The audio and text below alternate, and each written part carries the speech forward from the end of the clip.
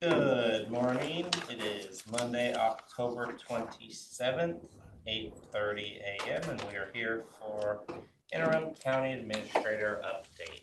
Welcome, Tom. Well, good morning, Commissioners. Barb, Caitlin. Hope everybody had a good weekend. I'll start off with consent. I don't have any real comments on consent this week unless you do. I do have two walk-on items that I have last week, both of them in regard to the jail. One is a change order to the contract that changes our total contract on the jail by $569,234. With that change, which is mostly requested owner changes over a long period of time, we are still tracking about $9 million in savings. And there is a construction contingency use authorization for money to be spent by lighted construction. This is money that's already in the job. It's $235,887, but it has to be captured in such a way that people can track it. So the contractor is using his contingency funds, of which he's got 3.6 million, and he's used about 300,000 total, including with this 235,000. So both of those I'm hoping to get signed this week. I will write something up. I just had them. Are they both with lighting? Yes, they're both with lighted construction. Okay, one is 569,000 and change, one is 235,000 and change. Correct. Okay. I'm gonna make a note so we capture that, walk on. I will, and I'll write something up and get it to you Okay. later on today. I just didn't get time this morning. Moving to risk management, the safety committee's accident review committee did have a productive meeting going over last month's incidents. They did identify a recurring theme. That was many accidents were caused by employees rushing and not paying sufficient attention to their surroundings. Blair did attend the WCRG board meeting where the preliminary budget was approved with an overall increase of 3.8%. Each member's specific increase will vary based on their loss ratio, number of vehicles added, and their increased building values. He is anticipating a 10% increase for us, but it could be even lower than that. I think originally they were thinking it was like 18 or 20%, so a lower figure is definitely a good outcome for the county, even though we don't want to see it increase, but he's looking at about a 10% increase. So he's going to be working with Public Works and Shane to collect and monitor employee driving mileage on a daily and annual basis, and they're going to compare that with national data to help predict and lower the chances of vehicle accidents. He's still waiting on Mandy to get back to him with some numbers to finish his budget, and he's off today, but he is back tomorrow, and he's got a safety committee meeting on Wednesday. So you're going to hear a recurring theme about budget and numbers today. For Kevin over in facilities, he's continuing to move HR and central services to the new building. We're still buttoning things up there. Nobody has started. The fire marshal is supposed to move into my old space, but it's not quite ready for him. They're assembling desks at the health district to help them, and he's working with working with Vanessa on the budget. So everybody is. So they're due this week. So he continues to be a key component of the new jail. He's definitely more fully integrated into the coroner's office, which is going well. And he did meet with the city of Moses Lake on Friday regarding the Wheeler Road parking lot. And it looks like they have come to a resolution that if we put in the storm swale and we add some landscaping to the storm swale, like bunch grass and that kind of thing, that's going to suffice for their landscaping requirements. And sounds like that's all they're going to require. He is pushing on East Side Asphalt to pull a permit, which they were supposed to do and didn't. We probably would have gotten this taken care of earlier. We're going to be pushing it to try and get that paved this year. Hopefully we will. If we can't, the city did say they would be okay with us getting it paved, but then coming back next year and putting in the storm swale. So we might pave everything but where the storm swale would be, and then come back next year and get the storm swale done with the landscaping. They'd be okay with that. So they're willing to work with Kevin. So he's going to try and make sure he gets paved this year. It's going to depend on everybody else and what they're paving. He's working with the sheriff to move into the former HR space with the court officers for corrections. And we're gonna work on a new delivery program. We're gonna see how it works. We haven't announced it to everybody yet. We don't want everybody to start doing this yet. But we're gonna have UPS, FedEx, and Amazon all delivered to the new CSHR building. The lobby in there is a little bit oversized so that we can get all the packages there instead of them parking here and running around the courthouse. And then, Oh, they will like it, so everybody needs to go get their own. no, we're gonna have Beto, our landscaper. That's gonna be one of his collateral duties, is to deliver all those packages. So we'll get all the delivery trucks out of our parking lots. They'll just come to one, and we're gonna see how that goes. So we're not quite ready to do that, but we're getting there. Updating on Renew, the Quincy site should have completed its first phase of Man, it wasn't even a long weekend. Phase of renovation last week, with the electrician installing all new interior lighting, and the painter is going to be coming back as touch-up is needed. The second phase, which is the full exterior renovation, should be starting pretty soon. I hope it does, because it's going to be really hard to do in the wintertime. His staff are currently using other office sites, community sites, and providing virtual services to continue services to those in the Quincy area. The Yonozawa site had all the sheetrock installed last week. I'm sure that they're finishing that up this week, and they continue. He did say, I mean, a little bit of bad news. So several weeks ago, they applied to become a certified community behavioral health clinic, and they were notified last week that they were not one of the 10 organizations selected. So they did not get selected. Dell wanted to convey that he is super proud of his team for all the effort they put in. It was an extensive application process, and they're going to continue to try and improve on their services and strengthen their position. The next opportunity they have will be in 2028. Dell will be out of the office from November 3rd to the 10th on a family vacation. The other thing of note for them is they've started negotiations with the Teamsters, who represents their clinical staff. Like everybody else, Renew is struggling to get expense and revenue reports from the county finance, so it's difficult to fully gauge where they are. They did get an extension there. While everybody else's budgets are due by Wednesday, his is not due until Friday. So he is very appreciative of all the quick approvals and decisions on DocuSign last week, and he was able to get their executed contracts done last week. Moving on to Public Works, most of the driveways that needed HMA on West Shore are complete. A few are left and will be done after concrete is placed, and they've got 75% of the rock placed on Stratford, the Stratford reconstruction project. So they're focusing on removing 500 feet of sidewalks on West Shore to prepare for repouring sidewalks with a 2% slope. Apparently the slope was not right for most critical driveways, and they want to finish placement of the rock on Stratford. Last week I had told you that 2 of their compactors were out of service, but one of them is back in service. One's probably going to be a month out for repairs. I'm assuming that's the one with the bad differential, and that's probably going to take some time to get fixed. But they are up to 2, and they're working. He's working on the final construction meeting for phase 4, and the remediation building was shut down last week for the season, and everything did get winterized. So Andy said that they did receive their rate study on Wednesday, and they're reviewing it. So I'm going to call him and see if next week he's planning on, when they meet with the board, if they're going to plan on updating the board on what they found in that rate study. Moving on to the fairgrounds. So Jim was with numerous staff members in Wenatchee last week. This week, at one conference. This week, he's at the WFEA conference in Bellevue, and back on Friday to help set up more Avita. And the last cattle event of the year, the Western Showcase Jackpot, happens the same day as More Avita, or the weekend. They show up on Friday, they do their thing on Saturday, and they pack out on Sunday. This last weekend, they did have a local barrel race club in the Ardell, and everything went well. So no issues, and it's pretty quiet. They'll be done winterizing this week. They're almost done blowing out all of their sprinkler systems. So Jim feels like he's done everything he can do on his budget. He feels good about expenses, but he went conservative. So I have not seen his budget yet, but he did say he went conservative. He's expecting revenue shortfalls for fair this year, so he cut back on expenses.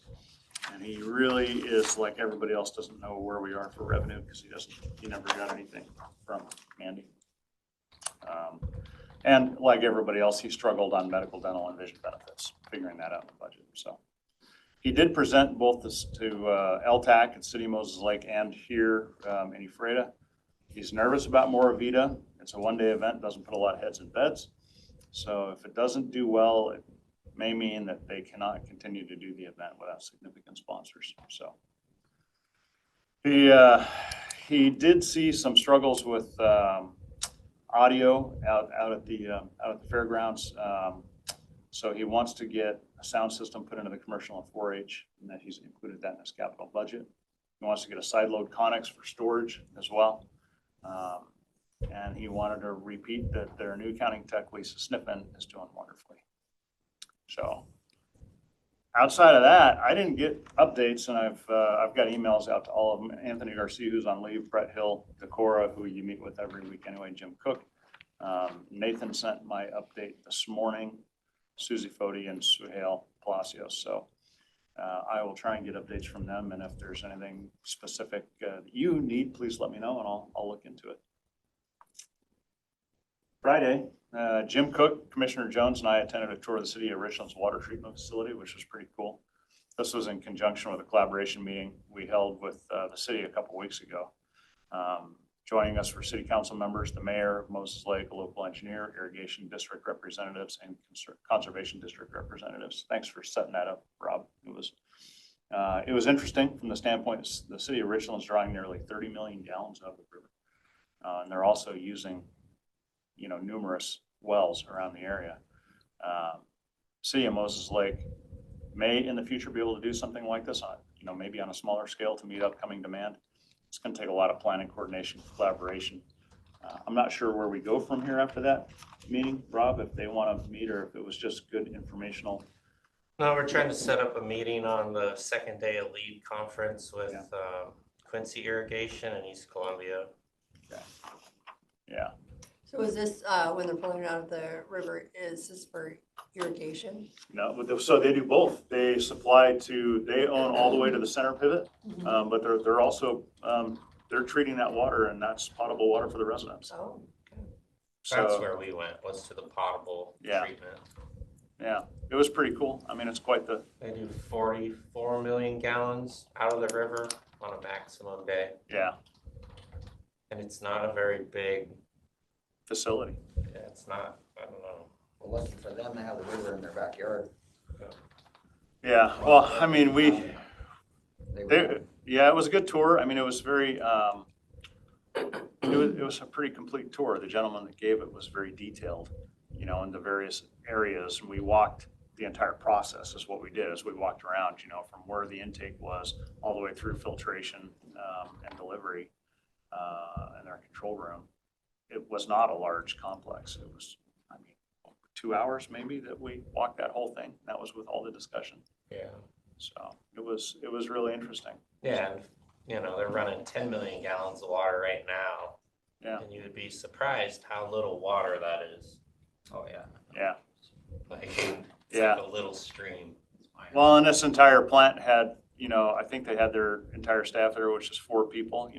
They don't have any way to do, I think they have 6, but they don't have any remote redundancy built in, so that building is manned 24/7. So they work 12s, and they have 2 people typically manning that place that are watching the delivery of water, and so not heavy from a manpower standpoint. But it was a good tour. Many departments. I'm sorry. So we were going to try and perform a mock budget this week, but I don't know that we're going to have time. If we do, it's going to be quick and on the fly, and later this week. Everybody's still struggling to get their budgets done. I do plan to bring a projector in to see if it'll better serve the commissioners excuse me, for viewing. It does project quite a bit larger than that TV, and it'll project on that screen, so I'm hoping that will show you those numbers a lot better. I'm going to try that. If not late this afternoon, tomorrow, we'll see how that looks. If we have to set that up as a second, I'll work with you and Caitlin. If we have to set that up as a second view, I'm sure you'll want to still provide it online. But this could be something just internally that's done so that they can see it.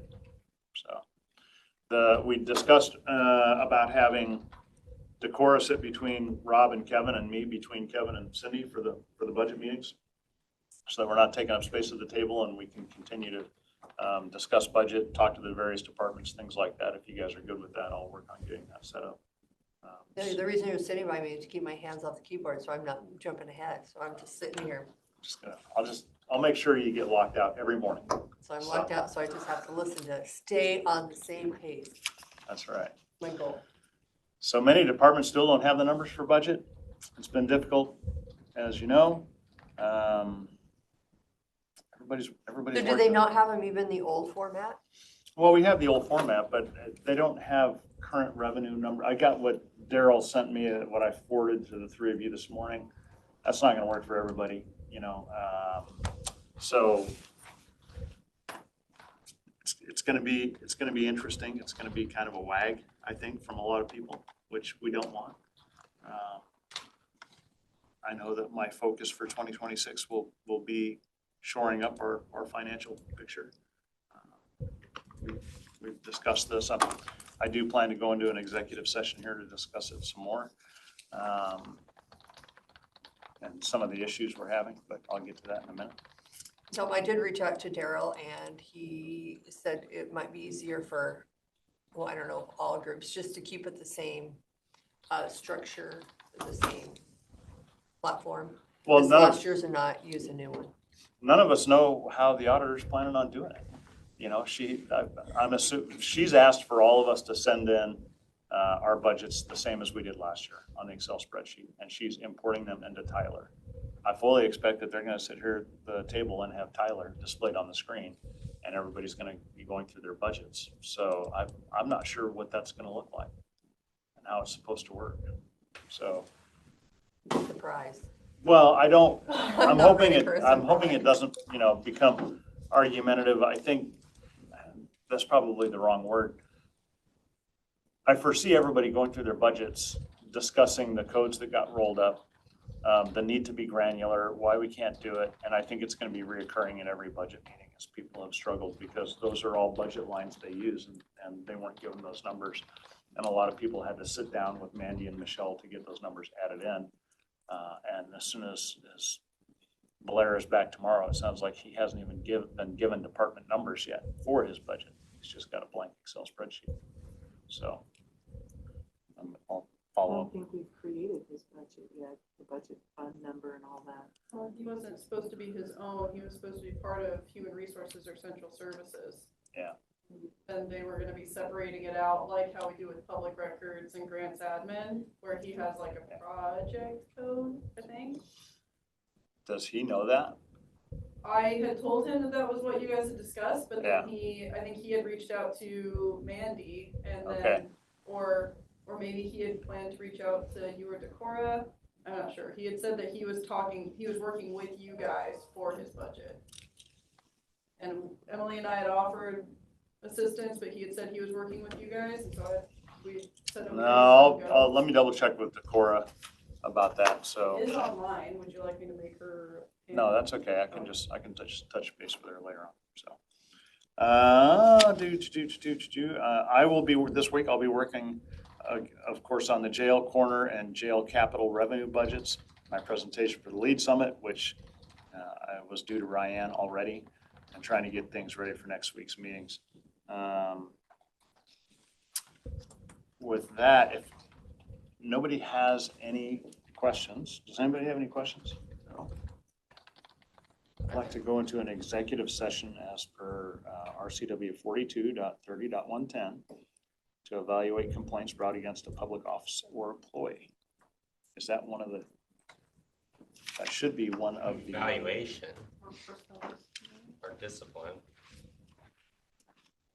So when I look up this, I know we have this little list, right?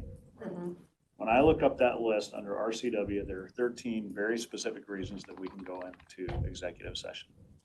And one of those is to evaluate complaints brought against a public officer or employee. All right, well then we Whatever need that two is. more added to our RCW list. Yes, Because that's been made probably 10 years ago, so I'd be happy to review that again. Okay. 42.30. I'll share my perplexity with you. S, F. F, Frank. that's personnel disciplinary.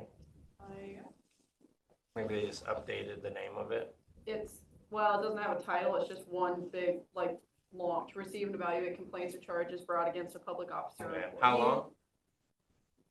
Start with 10 minutes. We'll be going into executive session for 10 minutes, beginning at 8:50, returning at 9 a.m. for RCW 42.30.1101F. Before I go in, is anyone supposed to be in that meeting with you? Nope. So, It is 9 a.m. We are out of executive session. I don't have it on my calendar, so thank you for, okay. and, We'll take a little walk. and so moving on, Just, but I think at 9 o'clock, we were gonna what's the run over swearing, what's the swearing in? It's Nine. just The a sheriff's new office. deputy. sheriff's office, and then we're gonna come back in like 4 minutes. Oh, okay, all right. Would you like to go with us? You You better. Sure. Are we got, you want to all go to a swearing in? Okay. Okay. Caitlin might. Sure. Get our steps in. And then we'll come right back and then I'll finish up. I'll leave it open, I guess. Yeah, you did. I think it has to do with that tour. Maybe not including us, so now they're trying to do a little makeup. Oh, maybe. That's what my guess is. It's just Be odd right back. timing. Because they have these every week. I'll go upstairs. But also, They said it was inside. They said it was an inside job. They They had to don't- have help from the inside. they said they think they have a connection and they've arrested them.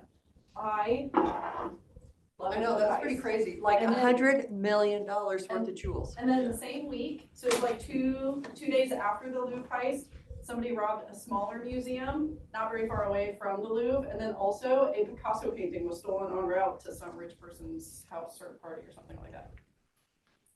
Rob's gonna be delighted that he needs to talk to Joey. We lost Barb? She didn't want to go with us. I think she went upstairs. I don't know which way. Oh, she's upstairs. Is she coming back? There we go. Tom, mind reading, yes. I don't know if Wait, she's Barb, gonna- yes, she's on her way. She's right there. She's there. Hey, Tom, did they say how much that, treatment facility cost you? No, we were guessing at that though. I was, to build that treatment facility here, probably between $1 to $1.5 million, like 150 million. But I know in talking to Mayor Schwartz, I didn't think they needed something that extravagant, so probably something smaller. But I don't know their exact needs. Part of my update, of course, obviously, I'll stop saying this once we're all used to it, but just the clerk of the board update. So I know Barb has some things she wanted to go over. I do. When you need Rob? Rob, do you need him here? It depends on what his schedule is for that Tuesday of the leaders conference. That's right. So he said he had to stay behind and talk to Joey for a second. Okay. So on you're talking county leaders.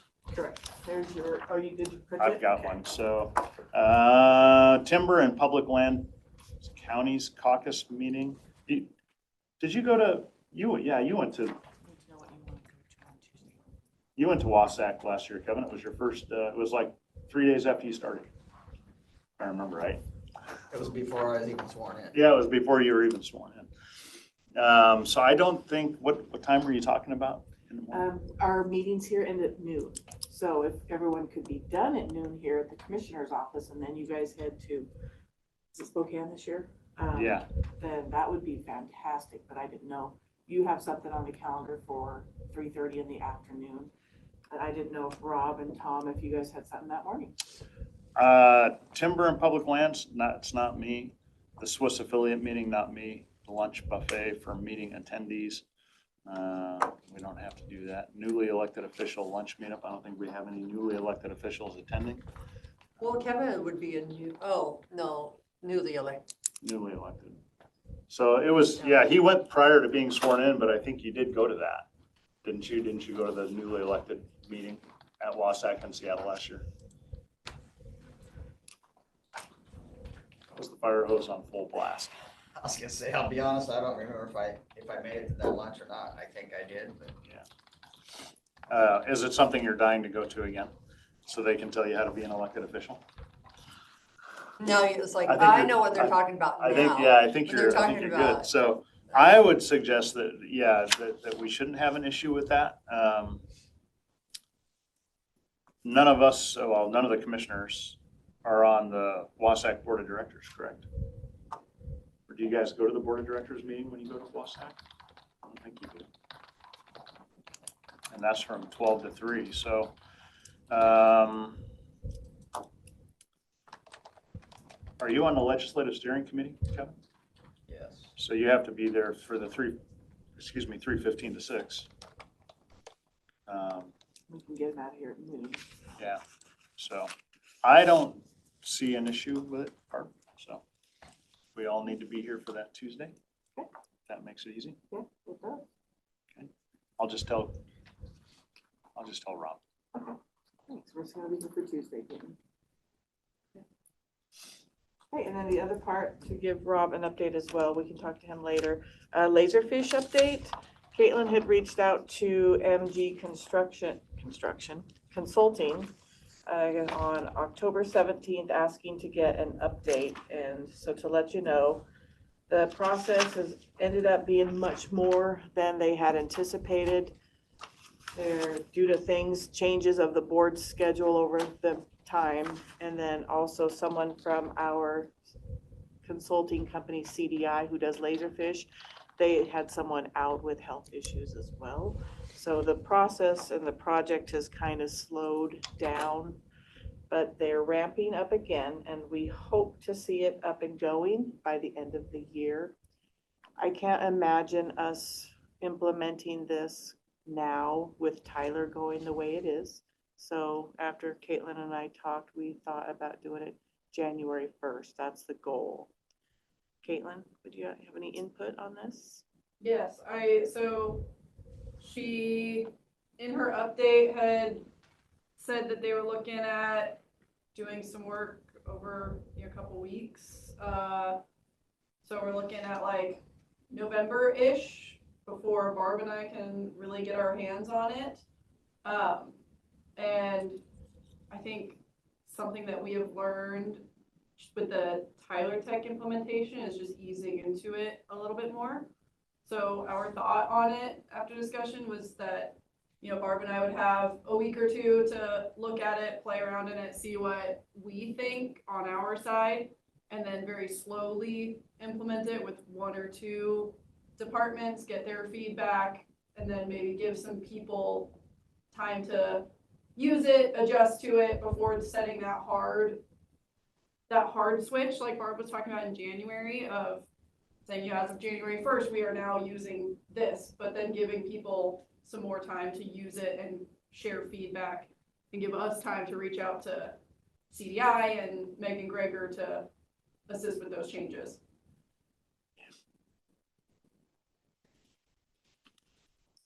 I don't have an issue with that at all, so.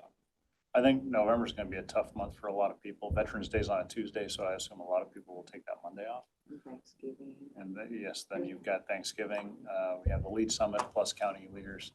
And then a lot of people use their leave in December. So you have limited time really to be engaged, so. We've learned a lot from the Tyler Tech implementation, so we want to do it a different way. Love it.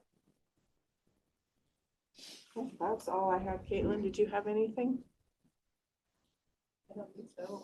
I emailed you guys Cindy, I think I saw you were already in it. I emailed you guys a link to the 2026 draft budget folder. So you guys can go through and take a peek. But we have our review meeting this afternoon for that.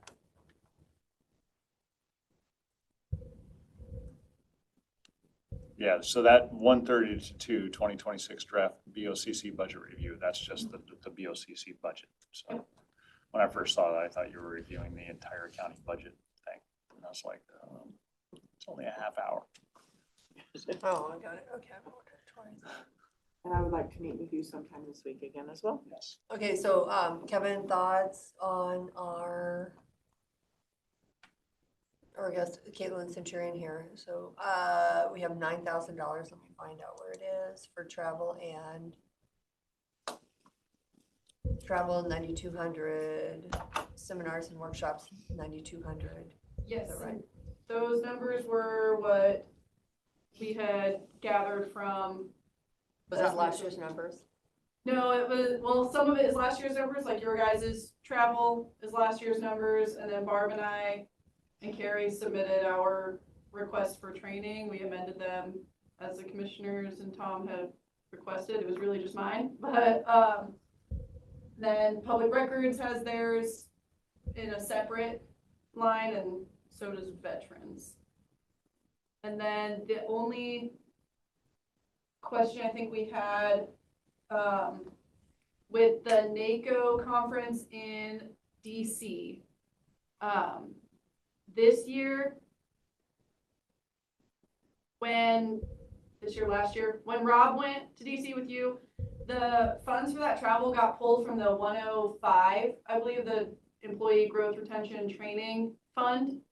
So I discussed it with Rob a little bit. He had recommended bringing it to you guys for discussion. Are you wanting that to continue to come out of Fund 105? I don't think it should, honestly.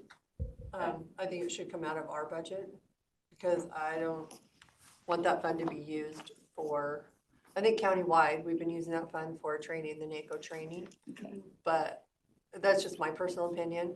I think it'll be I think we need to use it for countywide training, not a little here, a little there. Then we were also wanting to ask if either of you two planned on attending that, because currently this travel and training budget only includes one, like registration and travel for one person to go to DC. For that, so if either of you are wanting to attend, I can add those also. I don't know how best to have that discussion. I know that Rob would like to see both of you go to that.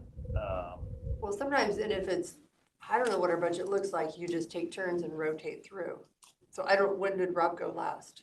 Was it last So, year? well, last year was the first time we'd ever gone. Okay, did so- Rob go last year? Yeah, this is the NACO Legislative Conference in Then I DC. would let, maybe leave it at one, but Rob's not here, and let another. I just feel like it'd probably look better on our budget. Do you guys know how much money is in the 105 fund? We are not usually the ones, I think, that manage that. I don't know how much money is. What is that 105 fund? That's the Employee Growth Retention and Training. And I am not sure what office actually controls and budgets that one. Interesting that we're using it for countywide training, but we don't. So let me, Well, we used it for the NACO. yeah, We use no, it let for me ask NACO. Mandy who controls it, if that's I the believe auditor. it's, The auditor, Mandy has the, just so we know. but that fund, usually if there's something taken out, it comes to us. Decorah is online. She's asking to be promoted to join in this discussion. Is that Oh, I suppose.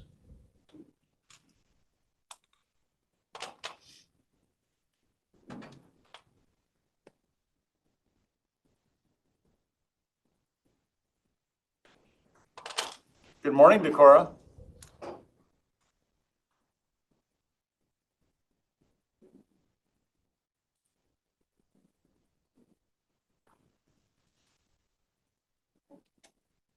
Are you with us, Decorah?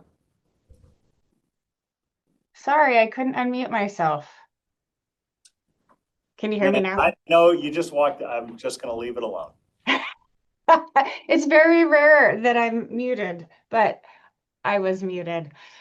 I just wanted to jump on and talk about the 105. I know that out of the HR budget, we have paid for things that should have come out of the 105 and have made the request to accounting for the transfer of funds to come out of 105, but I am concerned about that balance of the 105. So if the board would be so kind to make that request to accounting of where that fund stands, that would be fantastic. I can ask, I'll find out today. Obviously I have to get my hands wrapped around this 105 fund because I wasn't familiar with it. Do you know who, is that fund controlled by the auditor? Yes, it is. Okay. Anything else? That was it All right. for me anyways. Oh, thanks. I'll talk to Mandy this morning. I have some other things I have to talk to her about, so I'll ask about that fund. Thank you so much. Oh, here it comes.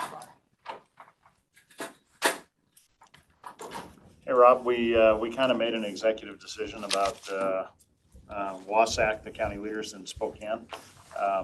That Tuesday that it begins, November 18th, I think we're going to hold all of our regular meetings here until noon.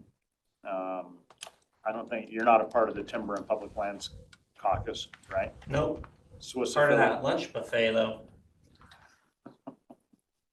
I'm just kidding. Oh, we could probably, I'm just kidding. It Oh. was a joke.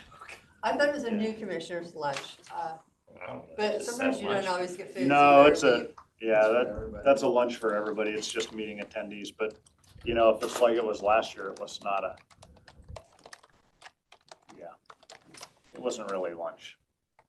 It's just It's, later. it's okay if we miss it. Yeah, it's okay if we miss it. So, Not a board of directors either.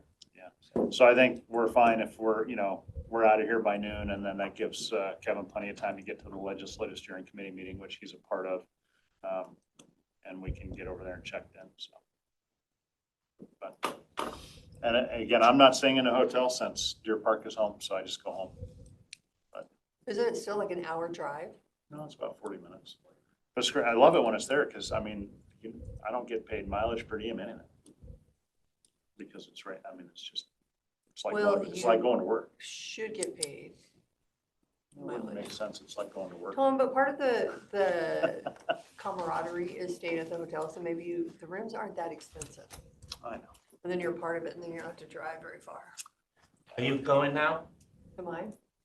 No, remember I went to, All this A training in camaraderie Portland. talk. well, is there money in the budget? No, Yeah, I don't think so. there's money in the budget. I don't think so. Nope. We don't know. Caitlin's looking. But we're Well, good that was but my we're trade. good. So I did a trade we're good. Japan for Spokane? and the Portland. Portland is probably not a good trade. I probably should Yeah, have, probably not. I don't really have a lot of homeless people there As long too. as you learn something, that's all that matters. I've got nothing else for my update today. So Well, it's great to see you. Sorry I Since he's here now, disappeared. do you want to ask Okay, about NACO? We did have the Oh. NACO comment. yes. So I know it was your desire to have all three commissioners go to NACO. Mhm. It gives opportunity for bigger picture discussion. Yeah. That's what I liked about the idea of that.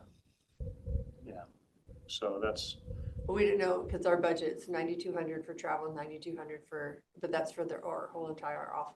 Do we have a breakdown of that? So, yes, the 9,200 for travel and training is just Barb, Carrie, myself, and the commissioners. And then public records, as part of that folder that I sent you guys, the 2026 draft A folder. while there's back, a- but it was actually quite a bit more, but there was a reduction, I'm assuming. Because it was like Yes. 18,000. Yes, I had reduced mine, and then there was, so your Japan travel, I believe comes out of a different fund, it normally does. Take on economic enhancement. Yes. Yeah, but we Is can't- economic or, oh, miscellaneous general government, Yeah, it can't come out of the economic because it has to be I a, do a project. yes, there is, I made a note in here, so your Japan travel comes out of miscellaneous general government. And then they were just discussing if it was to come out of 105 or the BOCC or miscellaneous general government was also another one that it could have come out of for NACO, for DC. and miscellaneous general government, if we take it out for the commissioners, we have to be able to take it out for everybody else. That's where I think it should come out of our budget. When TS staff went to NACO training, did it go out of 105 or out of their budget? out of theirs. Yeah, it's tough to say because NACO is good for training, going, gives you different Perspective. perspectives, which benefit hundreds of employees. Yeah. As commissioners, I think it's almost possible to pull from something like that. But you think it would be mindful, because I said maybe just one rotate every year, just take a different one, but you feel like it's important that all. I just think that, the day-to-day is great, but now we have an interim county administrator, and maybe in the future we have a full-on county administrator. And then what do the county commissioners need to be working on? There's a bigger thought process behind being there, listening to legislative type updates, what others are doing. It's like reinventing the wheel. Mhm. If you don't know and you haven't seen, kind of like the water treatment. Yeah. Well, how do you get rid of the blue-green algae? Oh, this 12-inch portion of water that has a chemical in it, and now it's gone. And the city of Moses Lake's just like, whoa. It's almost like that, but different. I just think it would be beneficial, and if it Well, was let's only put one it in our time, budget. then Let's put it in our budget for all three and see if. What was it cost? 800. It's 1,300 for travel, 1,400 for the actual seminars. And that was based off of 2024's. So So about 3,000. the other, I would put it in your budget.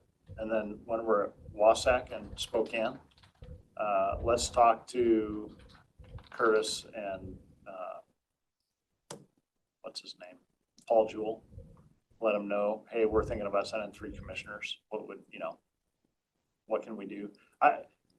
If you look at it from a risk reward standpoint, and to Rob's larger point, when you meet with all of those counties, there's typically about 3,000 counties there, including lots from Washington State. You definitely get a bigger picture of the risks that other counties are looking at. The opportunity to network with those and then say, wow, I didn't even see that coming. I wasn't aware of that. And then to come back home and say, as things progress in Washington State now, back in our little fishbowl, you've got a little bit of a heads up of how that has worked in other counties across the country. Regardless of what it may be, it might be good, it might be bad. It doesn't really matter. Again, to Rob's point, you don't know. well, if we're proactive and we plan, Yeah. we can set up some better meetings. Last year when we were there, which I don't know if this is every time, it might be because it's a legislative week. It is, yeah. Conservation District was there, Ogwarp was there, Development League was there. Farm Bureau. I don't know if they were there. They had They their were there own, the week after. they had their own conference. Yeah, and And then that's pretty I think impressive. Kim Pope was there. Like if we were planning and proactive and went in, we knew our bam, bam, bam, and we meet with our legislators there, the full board. I just think if you don't, as a legislator representing our county, if you don't take that as like a impactful moment, then it's pretty clear you get rid of them, right? So I think there's just a bigger thing that could benefit Grant County if we used it correctly. Last year we didn't use it correctly. Yeah. Well, last year it was our introductory. too, Yeah, you we know, just so, went and then we learned while we were there. yeah, And yeah. now it's like if we're gonna go and we go as a board, then we set up the meetings now. Yeah. And set up the plans and make sure that everybody knows we're going as a board. And, we can all and work again, at the together. lead summit, we should talk to Tom and Judy and Alex about that and let them know, hey, we're thinking about doing this. Because that would be helpful to them and that could be part of the planning. It could be very helpful to Were us. they all there as well? No. No, it's federal. But, a lot of money comes into Grant County from like Patty Murray's office, right? Fun. Oh, So- and I did reach out, just FYI, to, Patty Murray's office about that bridge covering, the bridge. So she just wanted to know, is it a pedestrian bridge? I'm like, oh no, it's I-90, Highway 17. So she was gonna look to see what they have for funding. She was the one that got us some money for work with us for the irrigation bridges. From Canal Crossing. But this would be a big one, And which bridge? the second lake crossing in Moses Oh, Lake. okay. But we have two bridges that we had to cover Yeah. canals that we needed funding for. I just think like a project like that, Mhm. I mean, going on behalf of your own county, being a united front, presenting updates, that's how you're gonna get something funded. Just sitting here talking about it every 6 to 10 to 15 months, it's never gonna get done. And it's also involves trying to use, federal water. Yeah. It's all related. We just need our 3 big things we're trying to do that we need funding for, and you just hit them with a plan. When we went, we were almost like speaking on behalf of Wasac. Well, and there's that expectation. They have their talking points. They're advocating for all the counties in the state of Washington. Which I get, Yeah, but if so- we're on a different agenda and a different Yeah. plan, Well, and we can do both, right? we can't even talk to a politician yet. Like somebody can walk down the hall with them because they're friends. You know what I mean? It's just Well, and also when we went there, we didn't even know what their legislative priorities were until we were there. And it was No. like, by the way, We you're didn't talking have about any. built SRS and municipal bonds. I was like, I am? So, okay, so, yeah. So there'll be that again, but, yeah, I'd rather talk about water, power, and then do we stuff extend that that, benefits. do we extend that invitation to other community members like Mayor Schwartz or Mayor Ream or whoever it might be that, is impactful to that larger. Do that, Jim. We didn't hear from Thanks, you. Bert. That's what? Swartz. What did I say? I didn't know that actually. Swartz? Swartz. I learned that very well Swarty. from Carolyn when she was here. Good morning, Jim. Good morning. It's a big day, I hear, Jim. What's that? It's a big day, I hear. Oh, yeah, I turned 29 again. You are Oh, good morning, a Deb. handsome guy. All right, good morning. It is 9:31 a.m. and we are here for a development services update with Jim Anderson Cook. Good morning, Commissioners. County Administrator extraordinaire. How about that? Happy Monday.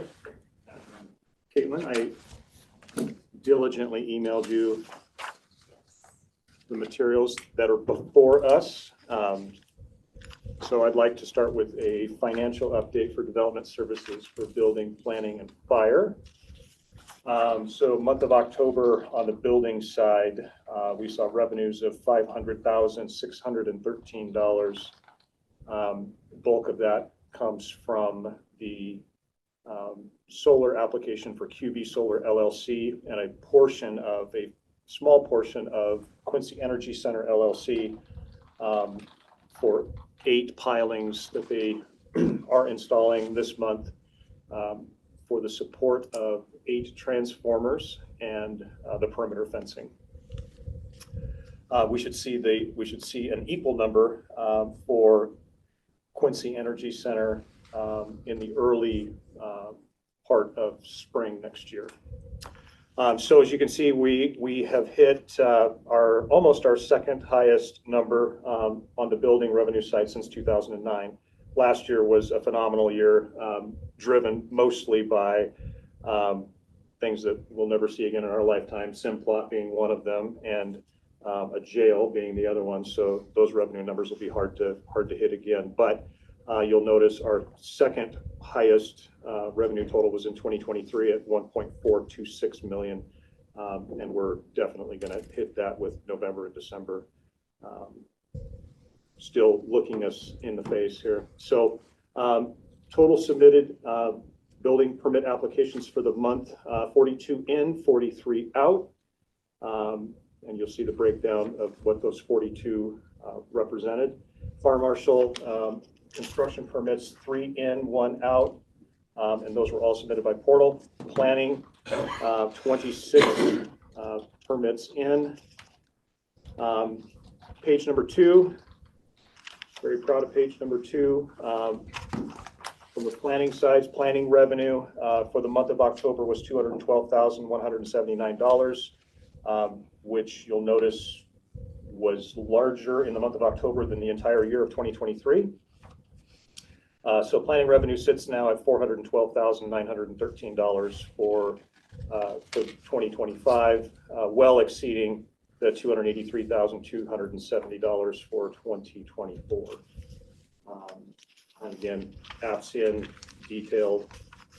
This is for the building department again. So 42, and for the month of October, so we're averaging 48 a month, total 480 for the year. And then issued, we are averaging 42 out the door a month for a total of 424 for the year.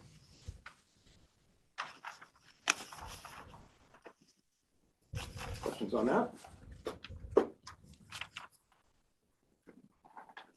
Nice to pay ourselves. Yeah. From a budgeting standpoint, revenues for me, because we track in this kind of detail, is pretty easy. I'm not trying to rub it in, but expenses are still a challenge. So we'll see how we do. Sorry, Commissioner Carter, we kind of blew through the monthly financial I'm update. good. I will look through here. Okay.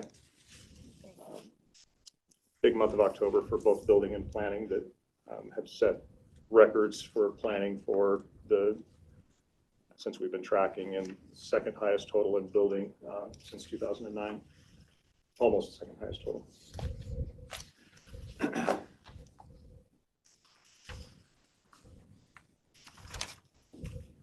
Okay, so that said, if there's no questions there, I'd like to transition to kind of an awkward moment from Friday.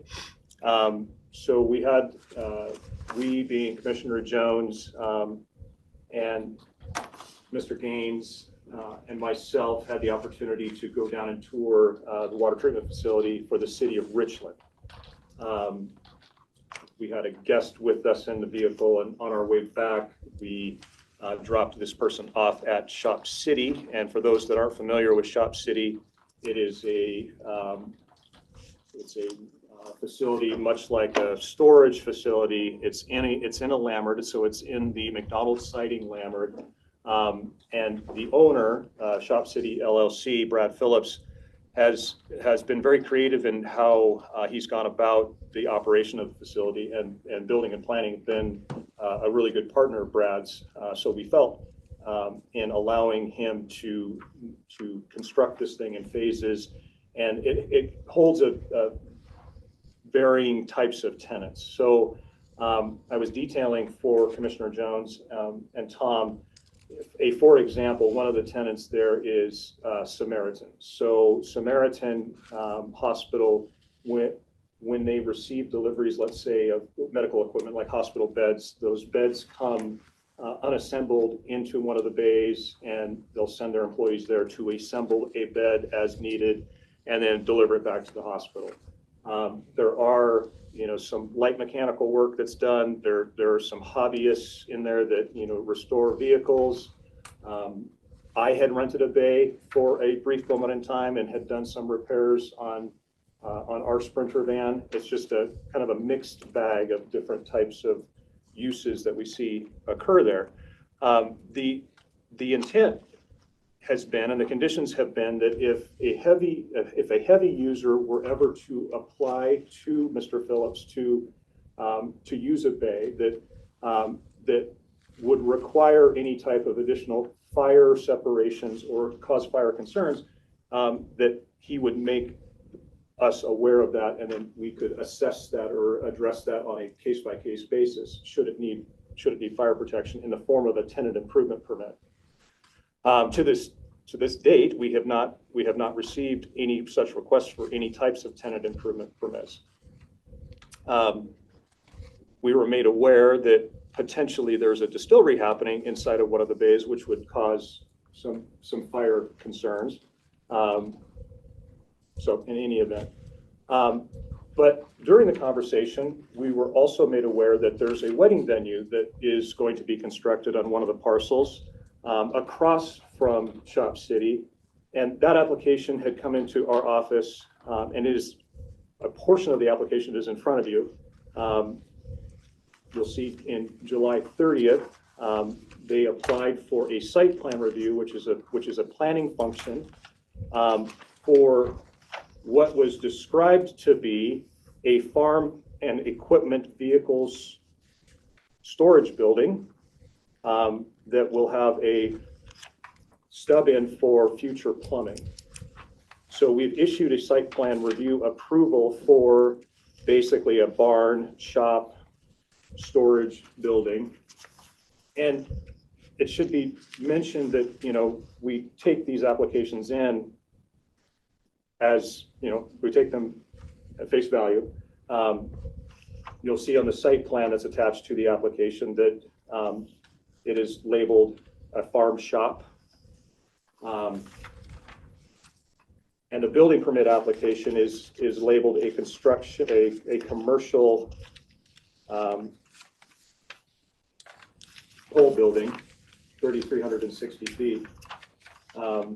Now, this permit hasn't been issued yet. It's been conditionally approved by the health district because it doesn't technically have a bathroom, and it's, you know, the bathroom is in the future.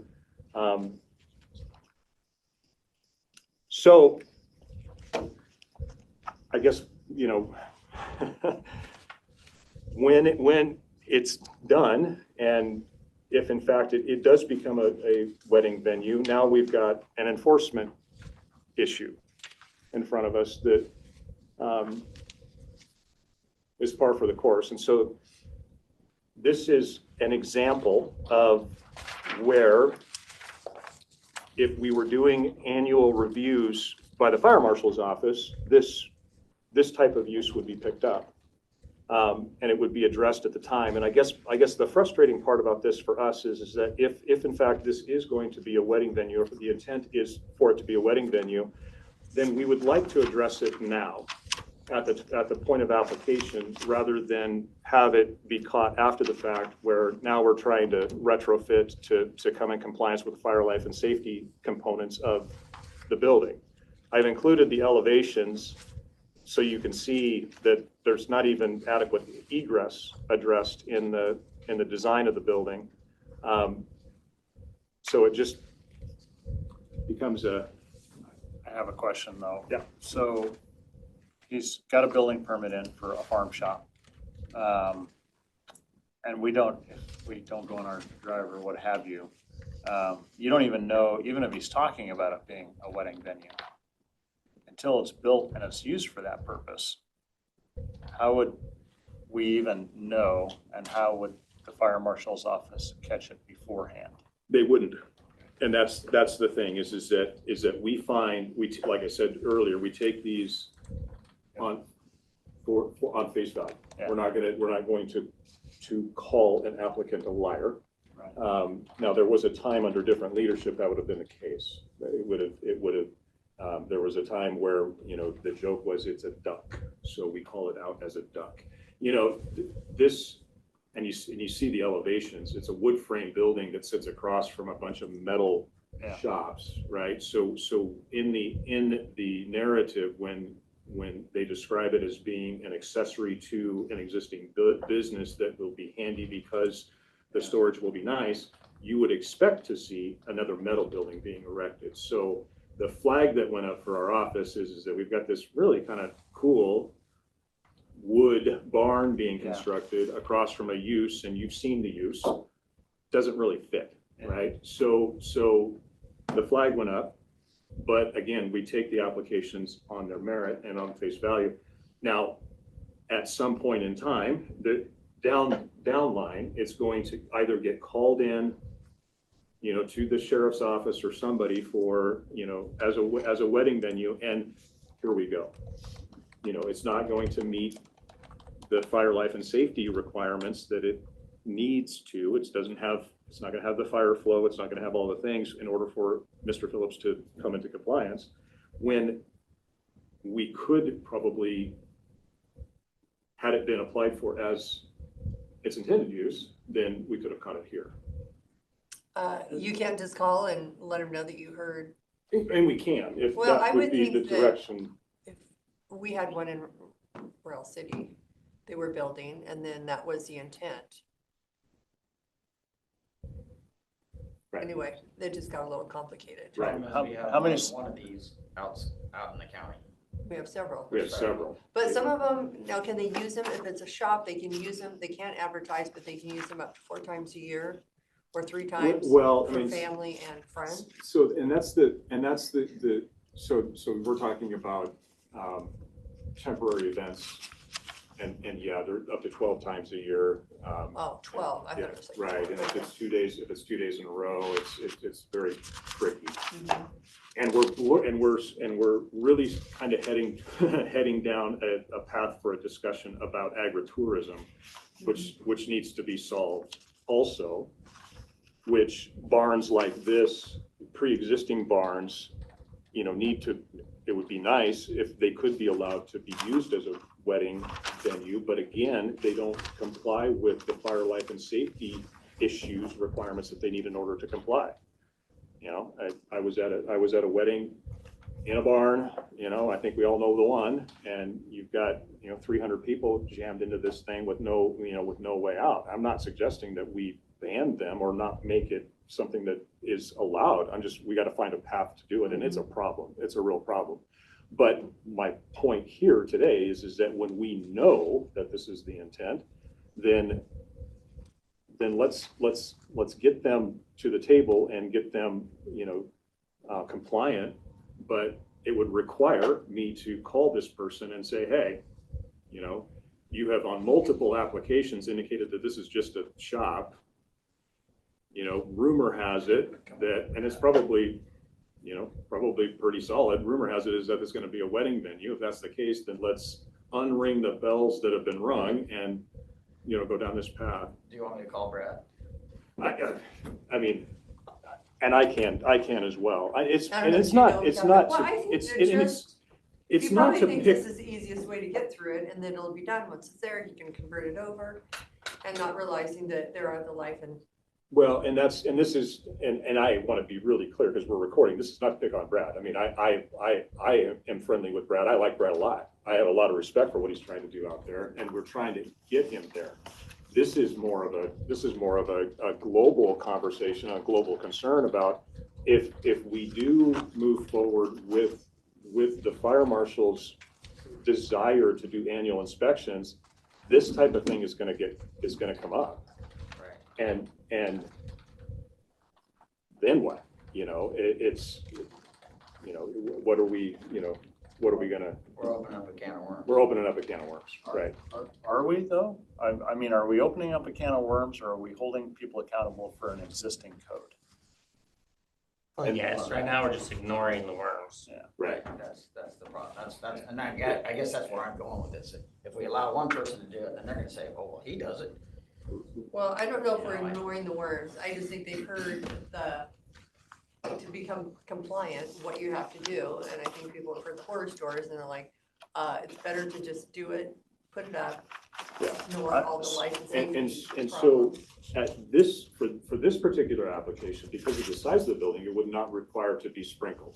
Mhm. So it's under the threshold, it's like 3,600 square feet. So we wouldn't even have to sprinkle this building, but it does trigger, unfortunately, would trigger energy code for a commercial building, which is being circumvented in this application. It does require bathrooms, which is being circumvented in this application. And because there hasn't been any accountability up until this point, because there isn't a fire marshal's office that's doing annual inspections, people aren't of the opinion that they need to go through the process. And so if we do stand up that annual inspection, then stuff like this, I would think, as the word starts to get out, would be like, we're gonna have to probably do this on the up and up, because eventually we're gonna be found. So my concern is if you don't tackle it now, you don't send them an email, make the call, say, hey, we need to have a discussion, irregardless of who it is. Even without a fire marshal, you end up with that. and that's the next page. What do you? Yes. So moving on, That's winterization, Tom. Yes. right, Well, Yeah, I so was looking just at that, I was Jim- like, dang, that working. Because, well, no, the whole point being So is, Jim, back to this, if we could just figure out something, because I Oh, I believe didn't there are think of that. buildings and sheds or shops out there that are being used for wedding event. I mean, it's just really difficult to find something here in Grant Yeah. County. And sometimes it's last minute, like, okay, it was supposed to be outside, we're gonna move it inside. So if we can find something that would work, and in Kittitas, some of these, they're actually encouraging the places just to use porta potties instead of putting in a huge elaborate. Yeah. It just, so that is part of their plan. Exactly. This is where I support the fairgrounds director and say, we had a really nice plan for a wedding venue at the fairgrounds, but. Yeah, I mean, again, this is 100% in support of the fact that we do need venues. We do need a legal pathway for venues in this county, and we need a legal pathway for venues inside of existing barns that aren't cost prohibitive, Right. as long as they're safe. Right. And I believe, and Michelle, who you'll meet here soon, she is heading up, we have another meeting next week. She's heading up a task force with Wasac for agritourism, specifically to tackle this problem. Okay, because I'd Yes. rather be a part of the solution than just, Then I will send be you an the, enemy. then I'll send you the invitation, Okay. because it is something that needs to be addressed, but it has to be done within the bounds of the code, so that we are not sitting here, being allowing sued. something that, or just turning it the other way. Yep, Right, no, I think right. that's a- See, But- I agree with Cindy on this, but I guess my problem honestly is there's a fire in Tin Roof venue. 400 people inside, 10 people die. Oh, why didn't the county do something about this? Well, that's gonna be the first thing that gets said. Exactly. And so that's, for me personally, I've catered there, I've worked there, I've been there. Personally, I don't care, right? But then I've also seen us write an $8 million check for something that we didn't even have anything to do with. exactly. And So then it's like, so how do we get you there? have to make yourself safe. How do we get there? And that's the venue that I'm talking, that's the one I think about. How do we get there legally to make that venue safe? And the challenge there is that you're crossing canals, and I mean, ingress and egress is the. Can't even make it safe. Exactly.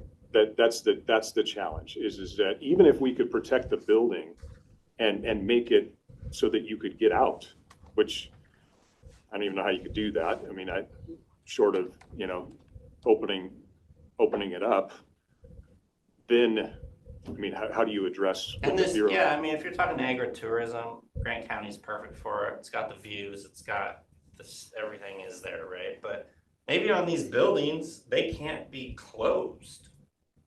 Yeah. But then you have an issue with people trying to move heaters inside, maybe. Right. But I don't know. That's kind of, to me, when I look at like this wedding, this barn, I mean, to me, it does look like it's gonna be an event. I like windows in my shops, but I wouldn't do it like that, but whatever. Right. But if both sides were open and then the sides were open, had walkways out where you could easily just get out of the building. Right. I mean, I would say, oh yeah, that's fine. I don't think there's a lot of risk there. Right. But we gotta like run to one end or the other.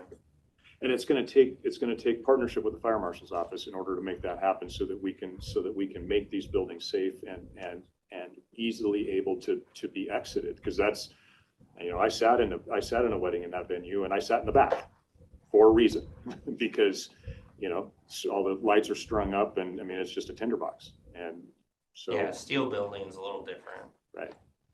And then yes, the last that, I mean, this is Dollar General. That's Dollar General. That's because Dollar General? That's Dollar General, because they don't want potato chips or something leaving the back door. Well, there was a little article about Dollar General. Somebody was going in, were they? Yeah, this What is were they doing there? Dollar General in Cascade Valley. And so this is, a reason for, one of the reasons for, the fire marshal's office wanting to stand up that annual inspection. Not that the minute that he leaves, they can't chain the doors back up again, They should But- find them. but, That's one of the nicest buildings in Grant County. right. In the county. Yeah, I mean, and There's usually no more than 10 people in that building that is true. at any given time. The seal You shop doors, there? the seal doors are at Ingredient, I- and every That's even worse. emergency exit door was sealed like that. Where's that at? Ingredient, Oh, out on South Frontage Road and Road R, out on Road R next to Simplot. wow. At least you What was keep the that former one building? open. What was it before it was Ingredient? I think it was Simplot's, Okay. yeah. They were quite proud of the work that they've done there. About So, 5 Yeah, views, until it they're looks fired like. and somebody dies and then they're. and that's my point. That's my, On the front page. that's my point, is that, you know, it's, again, we're not trying to have, or, you know, create another tax or another financial burden. But we do need to lay eyes on these commercial buildings, So in this- obviously. In this process then, because obviously, I mean, I would agree, like, I support obviously all the business, I have business in the county. What if we just have a fee that's not crazy? And it wouldn't be. Like, not $1,000 unless it's 10,000 square feet, you know, what if it's like $100? It would be nominal. And I didn't bring with me, and I will send, you know, I will, for my next update with Tom next week, this Thursday, I'll attach Chelan County's fee schedule, which I think is a great example of a fee schedule that really works. And in their fee schedule, the largest building, ag building, 20,000 square feet and up, the fee is $795. And so, and that's the cap. So if we walked into a Simplot, you know, 800,000 square foot Simplot, which conceivably could take the better part of a couple days to review, you know, the limit is, you know, 20,000 square feet and up, the fee is $795. And it goes down obviously from there. And that's just Chelan's, that's just an example from Chelan County. Are these annual inspections? Annual, yeah, annual. And, you know, right now, we have codified the transient residences at $200. And those are annual inspections. It's an annual permit, an annual inspection. And we haven't received any pushback, you know, on that fee. So it would be, you know, in line with, I'm not going to say that everyone's going to be $200, but it's going to be. Right, but for those guys, I mean, $200, if I was doing a transient rental, $200 a is a year lot. is cheap insurance. If something were to happen and there was a fire and fire marshal's been there and inspected it prior to the fire. Right. You know, I would think I would have a pretty good case, you know, against the insurance company suing me for having an unsafe house. So, I mean. It wouldn't hurt you. And then there's also the benefit of your rates as well, your commercial rates. I mean, so currently there's no commercial inspections that are occurring, so it's having impact on your commercial rates. If those inspections were to take place, then, and we've talked to Blair about it briefly, and he's on board with a process that would help drive those risk factors and numbers down if we had an established program. So Makes sense. I think it's something to consider. So if everybody is okay, I will reach out to Brad and have a discussion with him. We haven't issued the building permit yet, so we have an opportunity to address. He can always say, I have no plans to do that. You know, so here's the trick here is in the email that was sent to Willow with the narrative. You'll see that it says my initial intentions is for, so, and that's what we have to base it off of. Thank you. Any questions for me? Okay, thanks. Alrighty, Thank you, Jim. Thank you. we'll go into recess. Oh, until 10 a.m. when we're back at the assessor's office. Good morning, it's 10:02 a.m. and we are here for an assessor's office update with Melissa McKnight. Welcome. Do you guys have anything for me? You are not, your camera's not on. Yes. We're trying to figure out the revenue. Our budgets are That's what I'm trying to work not on is 100% values. Solid, so we may just use, because we don't know what our ending balance for 2025 is, we may just go with the estimated 2026 revenues. Because it's just been the year of everything. So that could go wrong. that's what I Okay. was in this weekend too. Working on getting the values out. We just got the TIF thing working last week Go because we easy. used Chelan as the guinea pig because theirs isn't as And they put a moratorium on theirs. intricate. Yeah, they have two though. So, and theirs are smaller than mine. So we decided to get them working first. Uh-huh. Just got them working, so I need to set up the TIF, but I gotta get values in. I gotta get new construction reports out this week. So yeah, I'm gonna live here for a while. Okay, well, do you anticipate the revenue will be about the same as last year with the TIF, or do you think? Well, we're I don't gonna deal with reduce- revenues, I deal with assessments, so Okay. revenue, I mean, your revenues is the levies, so, you can only ask for 1% over. What you're gonna wanna know is what's the new construction, I don't have state utilities, we never have those till December, so, I mean, roughly I would say use last year's numbers Okay, and then for we'll- state utilities. The only, I'm writing this down because I'll forget, okay.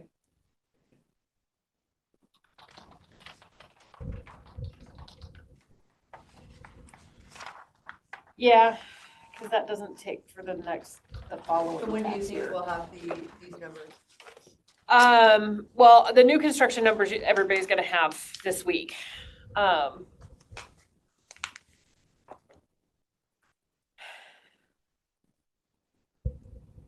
Is there an increase or, oh, new construction? What Yeah. about are you keeping everything the same for the value? Was there an increase or decrease in the values? We're working market adjustments right now. So, I only have about, I would say, maybe 20% of the neighborhoods completed. Okay. So, I mean, we don't, some go up, some go down, some kind of, hopefully we have slow, steady growth.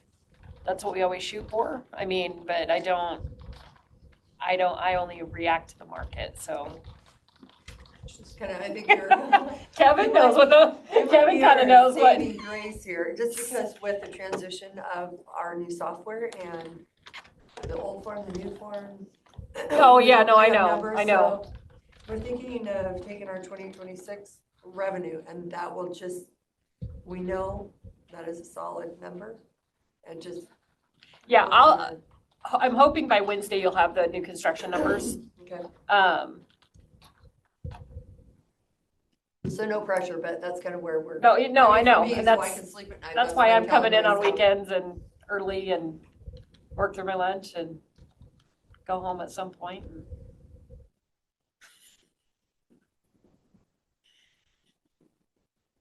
I know, I came in, I looked at my calendar, I'm like, oh my gosh, I have no meetings on a Monday. I'm just gonna close my door and just. Well, we'll let you get back. I don't have any other questions, other than, yes, that will. No, everybody needs those. I'm aware. Yeah.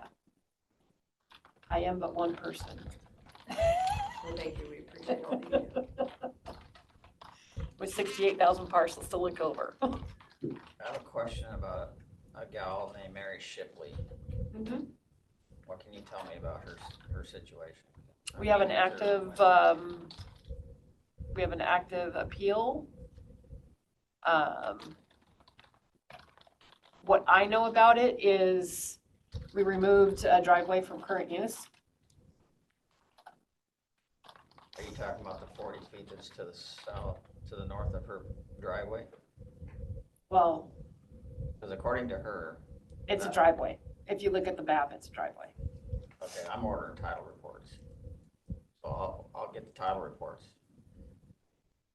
But from my understanding is the driveway was on her property to the south. Property to the north was gifted to her or given to her when her husband's sister passed away, which wasn't even part of that parcel, but now it's become a driveway. So I'm gonna order a title report on both. I've ordered a title report on both of them, just to clarify. that that's the case, because it does look like it's on, it does look like it's part of the driveway now on the maps. But I wanna get to the bottom of it, because I don't believe it was the driveway previously. But now she's being told that it is the driveway. That's what it looks like. Driveways don't qualify for the current use program. So I'll get the title report and then we'll figure it out. But that was somebody else's property previously, wasn't her property.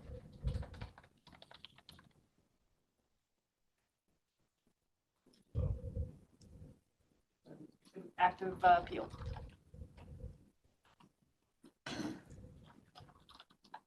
Bob, do you have Nope, any? Okay. just let us know when you know. I You will not you already know find that. out as soon as, you'll be the first to know. All right, thank you for coming. Sorry about that, yeah. We'll go into recess until 10:15 when we are back with the clerk's office update. Good morning, it's 10:15 a.m. and we are here for a clerk's office update with Kim Allen. Morning. Howdy. Morning. What new and exciting update do you have for us today? Nothing. Oh. It's a new week. Okay. What are you planning to finish and accomplish this week? We've got compensation, connections, job description reviews, and questionnaires, policy reviews, personnel, annual evaluations. Got a lot on my plate. Is your budget ready? Oh yeah, budget. Now you forgot that one thing. I gave Shannon posted my updates on Friday, so I'm waiting for her to get me a draft back. Still waiting for some responses from people about numbers, but pretty much have it ready. Doesn't change a lot for me.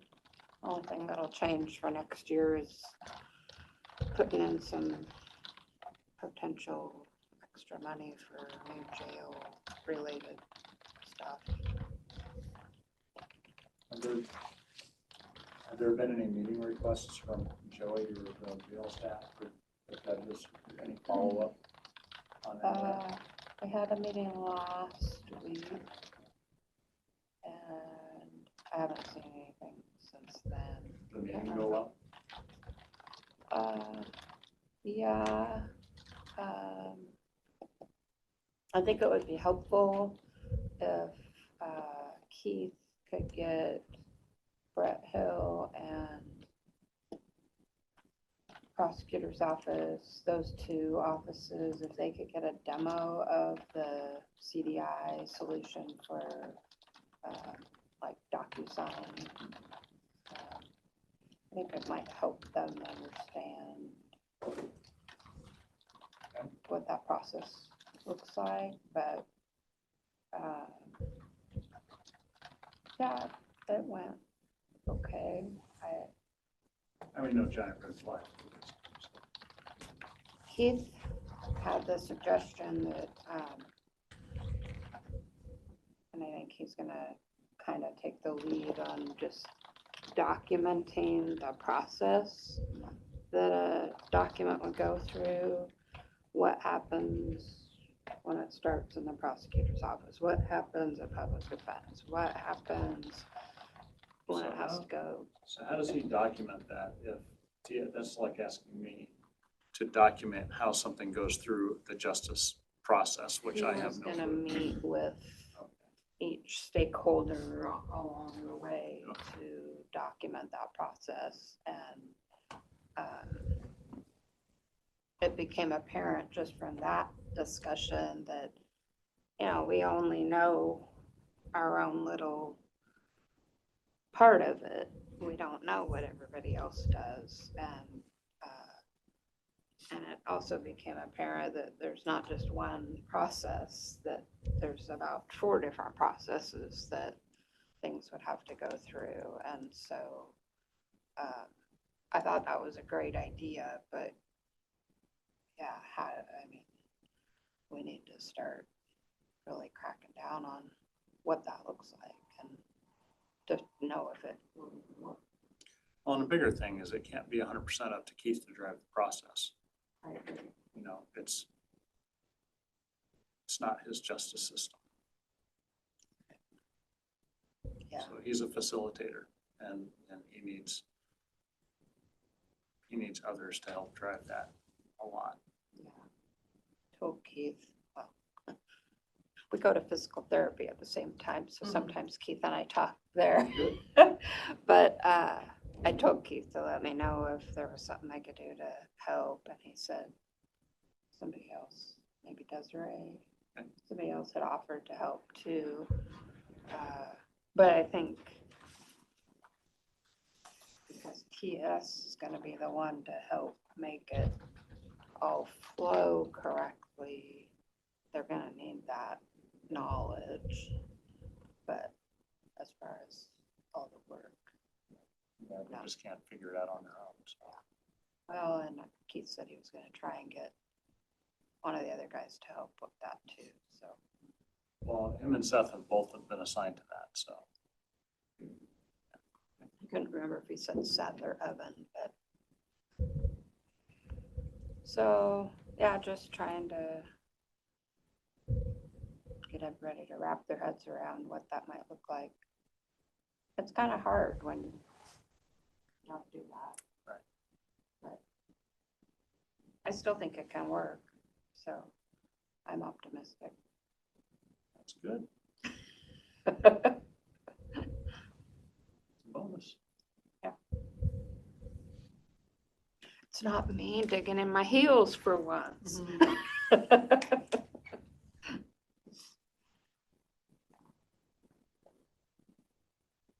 Anything new around here? Really fired up for budget stuff coming up. You got what? We're just getting really fired up for budget Oh, stuff coming up. yeah, I'm sure. Ready to go cross-eyed.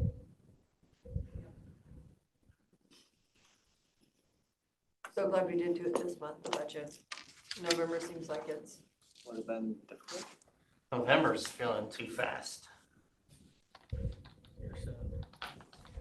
Here this week, Yeah, and and a happy Halloween. Yeah, we have a big holiday coming up Friday. oh, are you giving us a day off? Sure, it should be a national holiday. only if you wear a costume Oh. the rest of the week. Anything else for Kim? No, thank you, Thank Kim. you for coming, Kim. Yeah. Thank you. We will go into recess until we're back District Court has asked to cancel. at 10:45 for Commissioner Work Session. Good morning, it's 10:45 a.m. and we are here for a Commissioner's Work Session. Do we have any working items today? I have something. What do you have?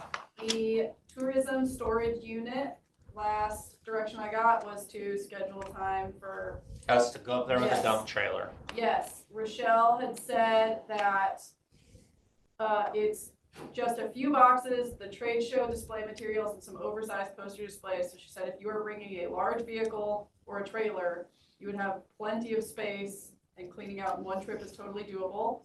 So the lease ends at the end of the year. So I just need to know, are you guys wanting to go like on a Monday or a Tuesday in the No, probably a afternoon? Wednesday or a Thursday. In the early part of the day. So it's light out and fast. So you're looking at, We can drop it up there at their dump place for $300 a ton. so you are looking at November 26th then, because you have budget on the 5th and the 12th, and then you are at Wasack on the 19th. wanna do it that morning, like, Where's my calendar? Cindy, we were talking about your guys' field trip to the tourism storage unit. Is it really a field trip or just go and get the crap and dump that thing? Okay, your trip to go get the crap When and you dump do it that this- thing. Well, this month's almost over. What's going on Friday the 7th? We have meetings Budget. that day? Yes, it's budget week, Oh, okay. only for the first half of the day. Maybe we do it right at noon that I day. don't know if I wanna do it Friday, go clean up on Friday, but we could. How far is it? Up What's this Cooley It's one? up City or- in, We could do Tuesday at 12, the 5th. the 5th is a Wednesday, Yeah, Wednesday. We have a budget meeting and then nothing. and then you go to the Lead Summit. Oh, yeah. Is that Wednesday too? It is. Yes, Wednesday afternoon, Wednesday, Thursday Thursday. morning. Oh, I didn't see that. Sorry. You could go on the 12th. You could go up at noon that day, if you'd like.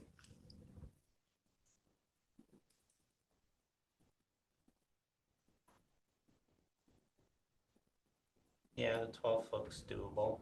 Are you wanting to rent the van for that, or are you just going up like with a couple of pickups Yes. and calling it good? Probably just take one truck. We'd probably take the van. Oh, yeah. If it's probably not garbage. Just take the van, yeah. Yeah. If it's available. I can reach It out. wasn't available last week. You could probably take the maintenance minivan, if it would fit in there. Not as much room, but And do we need to de-junk it too, throw all the stuff away? yeah. So do we need a pickup for that as well, or just put, I don't know how much. Rochelle had said that it is literally just a few boxes, the trade show display materials, and some oversized poster displays. She said if they are bringing a large vehicle or a trailer, they should have plenty of space. Cleaning it out in one trip would be totally doable. So maybe we should get the, just to be safe, the larger van, that we can. Okay, we're gonna do it the 12th. Why didn't she just throw it in her car every time she comes down? You want me to And ask she's her gonna about that? clean it out. I don't. What? Kirsten, did you want me to ask her? She said that, she had said she could bring some of the stuff down ahead of time, except for the oversized display posters, because they're too big to put in her vehicle. But then the storage unit rental runs through the end of the year, so there is some flexibility on timing if needed. Well, she has to go get those two little items. Wouldn't have to be all three of us going up to get it. One of us, I can go and just throw it back in my pickup. Are you saying if she brings stuff down ahead of time? Well, either way, it doesn't matter. I mean, if it all fit in the back. Well, so is she responsible for cleaning it out? Who's responsible for cleaning it out? It would I probably removed be it. them, Okay. but then you guys had talked about going up to see Well, I what think was there's up some there. things that are. Well, it would be a quorum. I'm not gonna make Kevin do it by himself. I can come in the 12th and help Kevin. Can we put in a limbo request and just send somebody from maintenance up there Yeah, instead of having this? all in favor say aye. They volunteered. Oh, all right. Well, we're just. Too late. But no, wait, that would be, Well- Tom, I like that. Let's just, if they're up in that area doing any work. Yeah. Then it doesn't matter. Sometimes they're out there at that road. Yeah. Satellite shop. We would just need to give Rochelle notice, cause she's got the key for it. Maybe we should get the key. I can have her bring the key on the 5th when they're here for the tourism meeting. Yeah, that or just meet somebody up there so they can open it up. I mean, it shouldn't be difficult to coordinate a time. So am I not putting this on the calendar for the 12th? Well, it sounds like Tom might be able to send somebody to go.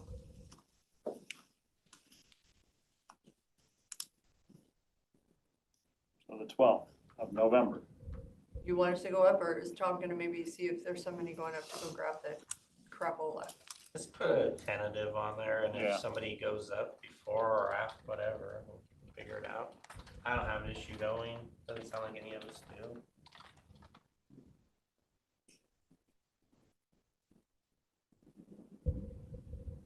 take me longer to drive there and back. Yeah, then to load it. Stuff. Right, so I will work with Tom and see what we can do and bring this back to you if needed.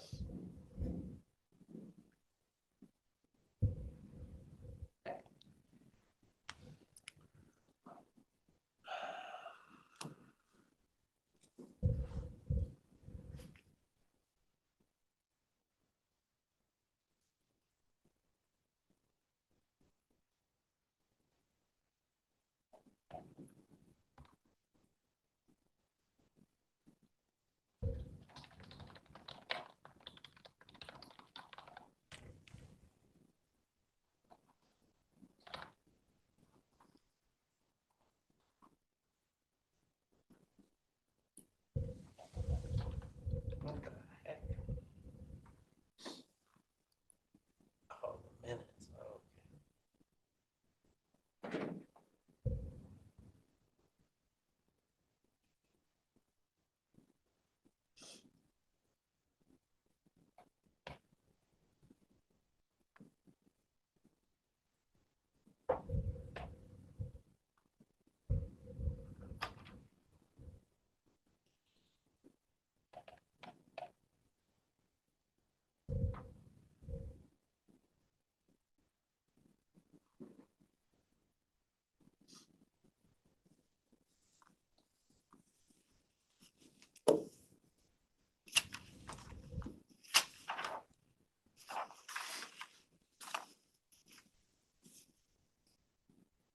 Okay, so you had sent an invite to this event.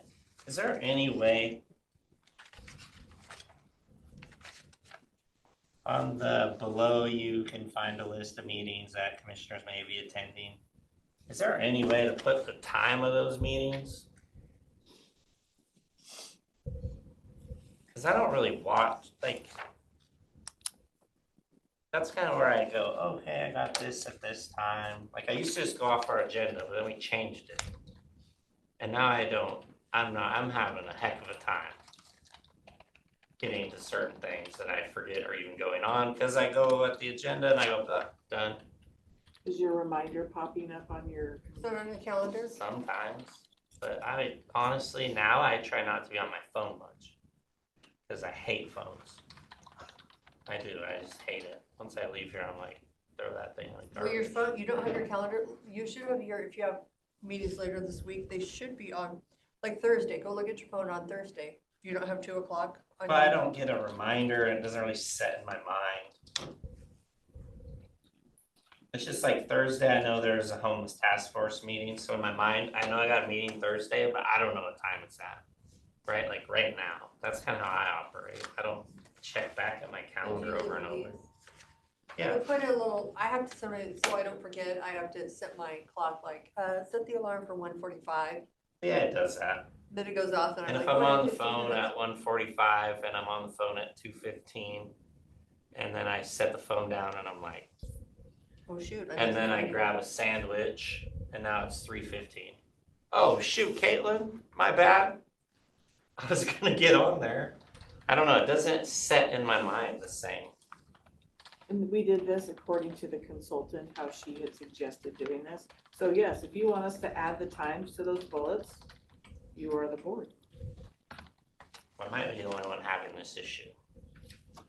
If you look at that though, I agree with Rob. I just look When at that first this came and I out, go, I this think is I literally talked to how you I about it. set my whole mind, like on Monday. okay, you do, it's like a visual for you. So when Yeah. you have the, The calendar and stuff, honestly, like what last week, Caitlin called me before a meeting, only like 15 minutes, 20 minutes. Then I got another call from, I don't even remember what. And then it went probably 20 minutes into the meeting I was supposed to be on. But that was an important issue, whatever it was. So then I kind of forgot about that meeting, got some spaghetti. Next thing I know, it's like, now it's like 2:59 and I called her and I'm like, or I text her or something and I was like, what? Meeting over? She's like, yep, I called you. And she's like, I was just writing you an email. And I'm like, son of a gun. And it's happened quite a few times. well, I don't think you're alone there. Well, sometimes I can't find the meeting right away. I'm like, I can't Yeah, that find it. happens too, but It's pretty easy on the Monday and Tuesdays. Yeah, because this is made because of the calendar, so all of these meetings should be on your calendar. mhm.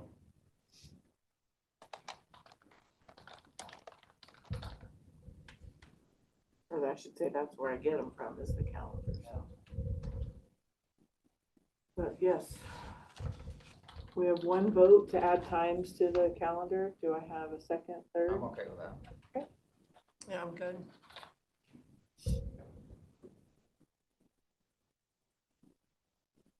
You did something else to do, right? Absolutely. It's not gonna add much. You don't have to do it this week. Well, I can't, it's already Yeah, published. just so. next. Next week, yep, we'll start doing that. It's on the line, it's on the same line, just put the. Yep. I don't even care if it's 30 minutes early. No, I do. Oh, then you'll get on and like, Then I'll oh be on, shoot, then I'll get off, they then I'll canceled be that not there. meeting. Okay, anything else for this period of time? All right, so position management has been canceled. So we will be back at 1 p.m. with Washington Department of Fish and Wildlife for Grant County acquisitions briefing. Good afternoon, it is 1 p.m. and we are here with Brock Haynes for a Washington Department of Fish and Wildlife Grant County acquisition briefing. You have some colleagues online with us today.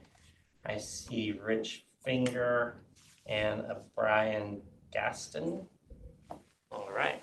Correct. I will, so primary reach out was to brief you on some proposed acquisitions, but I think the board's gonna want to broaden that discussion to include other topics. So I'll hand it over to Rich to give us a briefing on what those acquisitions are. So Rich is he oversees our lands operations in the region, and then Brian Gaston is our regional habitat program manager. Carmen Andanegi held that job for many, many years. She retired recently, and I think Brian's been on the job now for like a month or two. So with that, Rich, I'll hand it over to you, and we'll go from there. All right, thanks.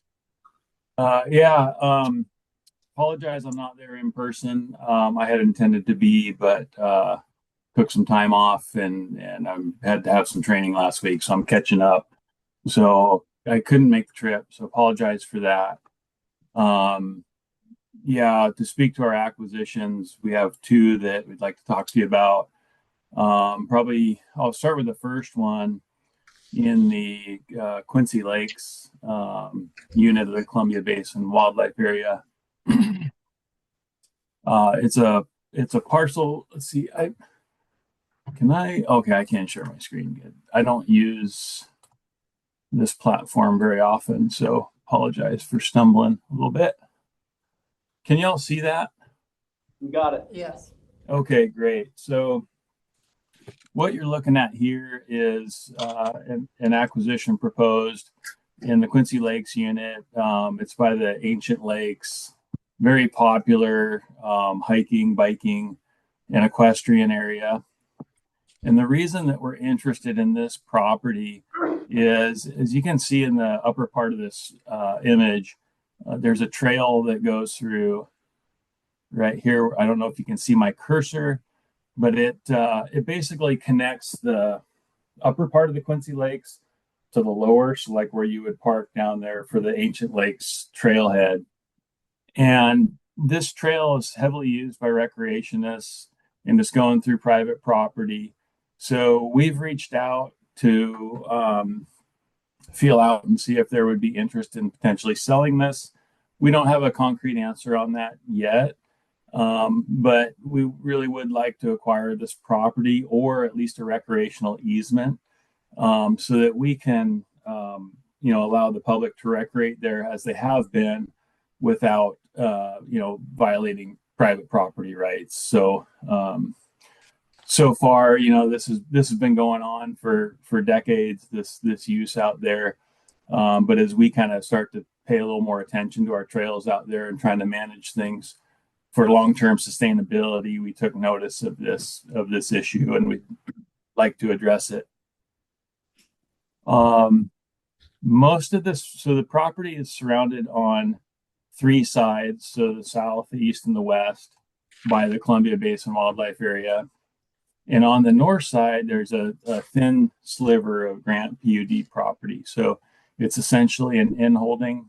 I don't know if they've got any kind of easement or access rights across the Grant PUD, but we, at least my perspective is that's pretty challenging to develop. There's wetlands up on top, so it may not be a high value property from a development perspective, but I don't know that for sure.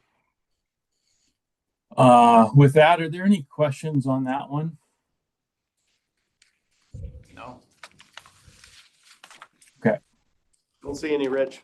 Okay, great. I'm gonna switch to the Warden Lake. So this one, the property that we're interested in is this section 16 right in the middle of the image. It's outlined in yellow.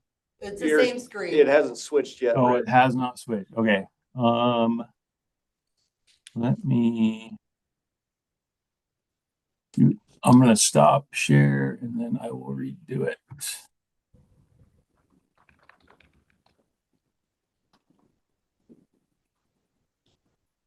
How about now? Got it. That's the right one? Yes. Okay, great. Well, I hope it's the right one. We can see a different map. Yeah. Okay. Yeah. So you should be looking at this is our Seep Lakes unit of the Columbia Basin Wildlife Area. Warden Lake is should be in the image, and you should see a section 16 that's outlined in yellow, sort of aqua colored.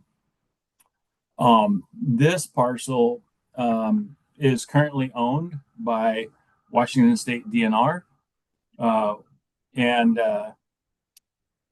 it is not leased by DFW. A lot of DNR properties we do lease, but we do not lease this one. There's an active grazing lease on it. We are interested in this property for a couple of reasons. One being, and probably the most important, or at least a close second, is the accessibility through on this Seep Lakes Road. So this is a road that the department has maintained for decades. DNR doesn't really recognize it as a road. They don't maintain it.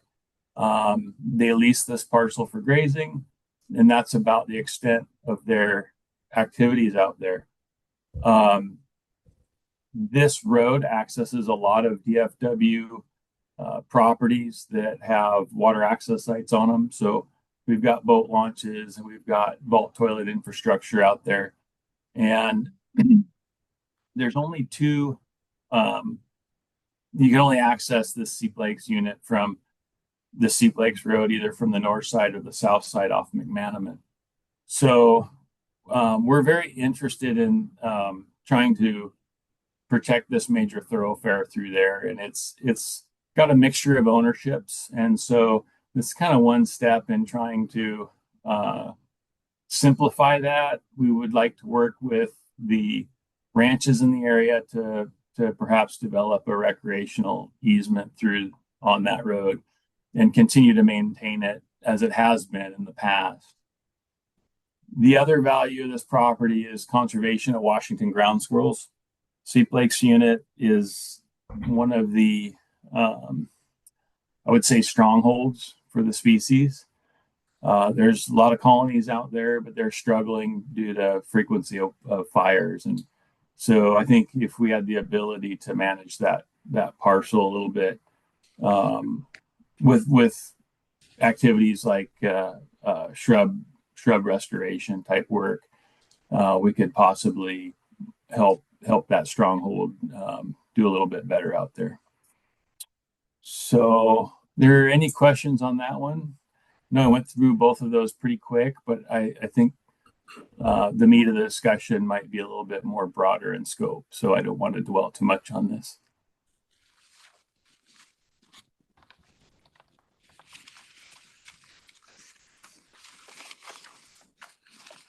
Okay.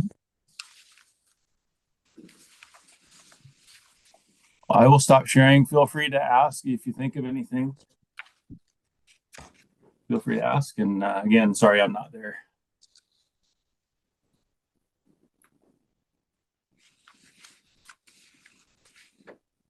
But I assume you've had conversations with both these property owners, or no conversation with them at all, or?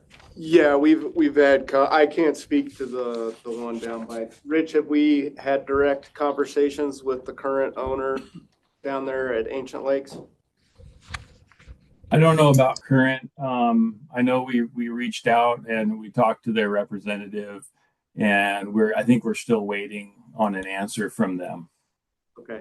And then the DNR piece, yeah, we've had conversations with them, and that would be facilitated through their trust land transfer program. So it's DNR can dissolve their interest in any state lands, right? Their mandate's to make money off state lands. And so if they have parcels that are underperforming and they're really not contributing that much, then they have the option to transfer ownership to a different state agency. And so we've acquired a number of DNR parcels through that trust land transfer program. The other reason that this started to get interest, because as Rich pointed out, the Department of Natural Resources does not recognize that road as a road.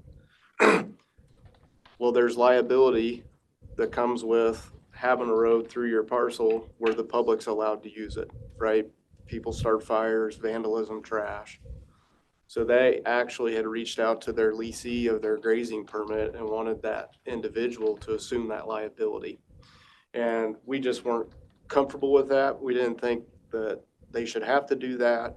And it makes more sense for us to do that, right? Because it's really the Department of Fish and Wildlife lands that most people are using that road for. They're going down to go fishing, et cetera, et cetera. So if we can get this in place, it'll set that precedent. We'll assume the responsibility. And then like Rich said, hopefully in the future, we can get better easement agreements with the two private landowners that are to the north and to the south.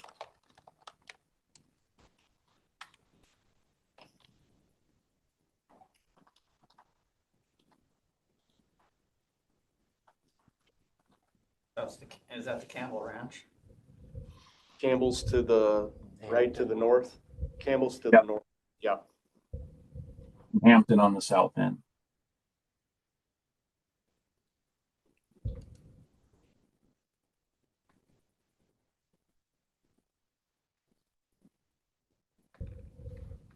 And nobody knows exactly who owns the road. What we do know is Reclamation was allowed to build it to facilitate development of the Columbia Basin project. But that was a different era, a different time. Probably Yeah. abandoned. Not really abandoned. And we've maintained it, like Rich said, for decades. But when you go try to pull actual paperwork that will tell you who owns it, you can't find anything.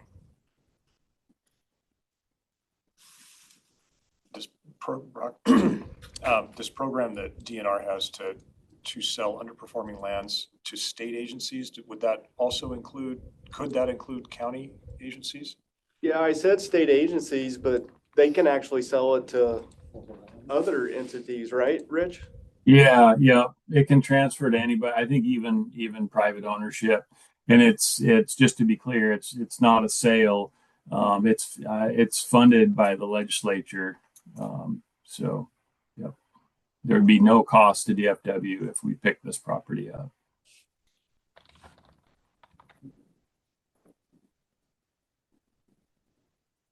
I don't know that this one, I don't have a lot of confidence because I don't know that this would be considered an underperforming property. So, it's just one step, I guess, in trying to secure that access and the conservation values. But we'd probably look at, if this doesn't go through as TLT, we'd look at probably trying to get into some long-term easement situation with the DNR. I guess let me explain the reason that I have the question, because the three of you, I mean, Rich, you and I worked together briefly. Brian's new to the party, obviously, and Brock, I've never met you before. But here's the reason that I'm asking is, so by the way, Jim Anderson Cook, Director of Development Services, we are mitigating for shrub step disturbance for these large scale solar projects at a ratio of 2 to 1, and the developers are choosing to do in lieu fees. And they're generating significant amounts of dollars that we have to either identify parcels of land to purchase and hold in conservation easements and or enter into some type of restoration activity with these monies. And when I say significant, we entered into a development agreement on the 23rd of September for one project that's $2.7 million. And so we are, and there's more to come.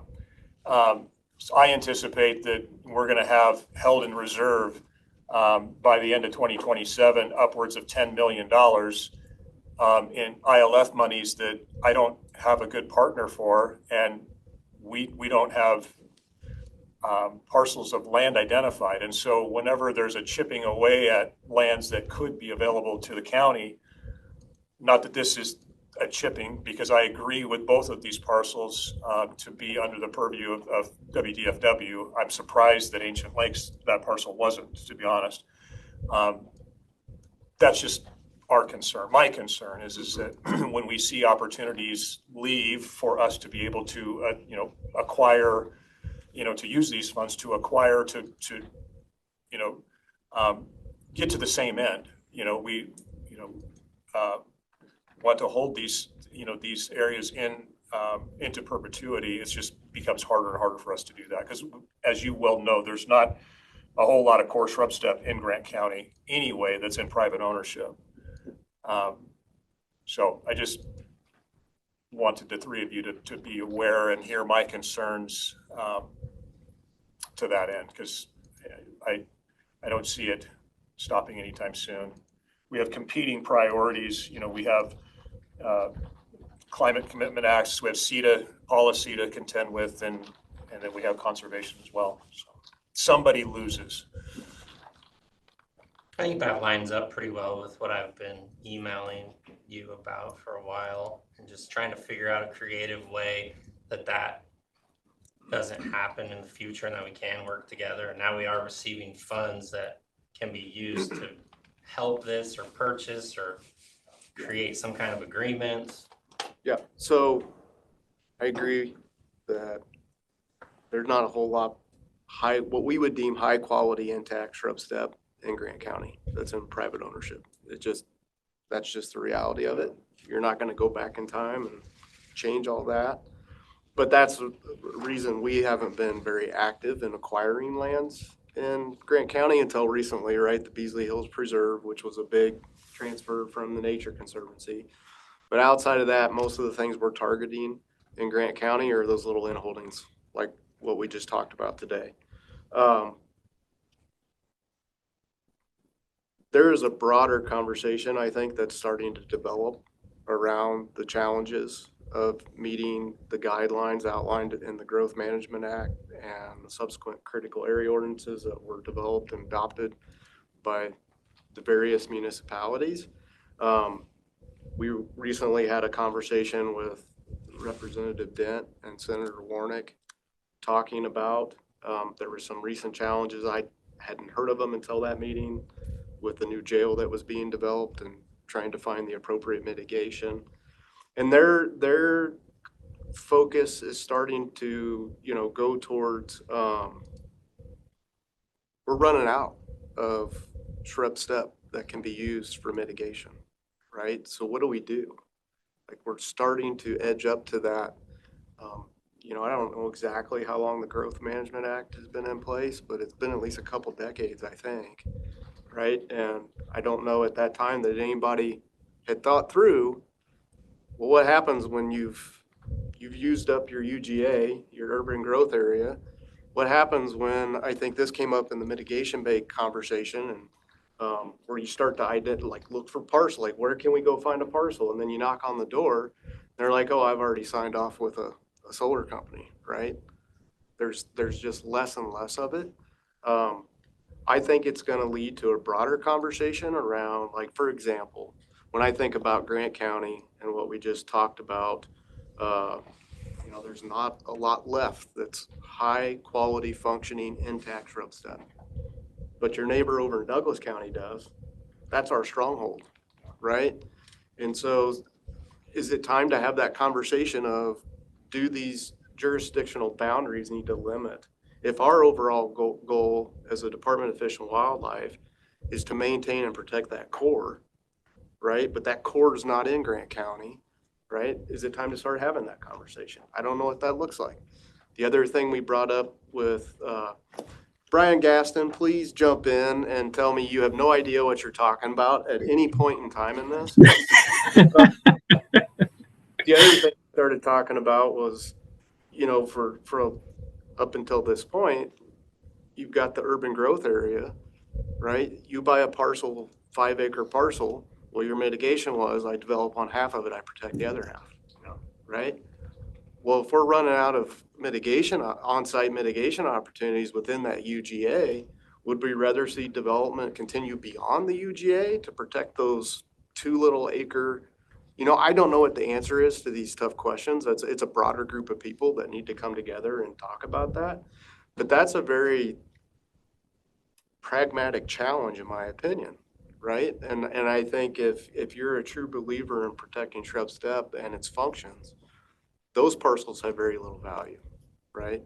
And do you reach a point where you say, I get that was used as mitigation in 2007, but we'd rather protect the core, right? We'd rather protect the stuff that's highly functioning, that's outside the UGA. I don't know where those conversations go. Representative Dent did reach out, and he'd like to pick 5 or 6 folks to come have another follow-up conversation. He asked me to pick 5 or 6 folks to come and be part of that conversation. I saw the testimony that you gave at the Energy and Development Committee, right? It's kind of the same flavor, right? It was focused on SEPA and how is that working, and then the conflicts that you're starting to see where when it was first adopted, it was a great thing. But as we're running out of space, there's these challenges that people at the time didn't think about. And I think we're just starting at the beginning of the conversation, like, how do we work with all the different partners that have to be part of that to find a solution? And they're not going to be an easy solution to it. And I don't know what the answers are.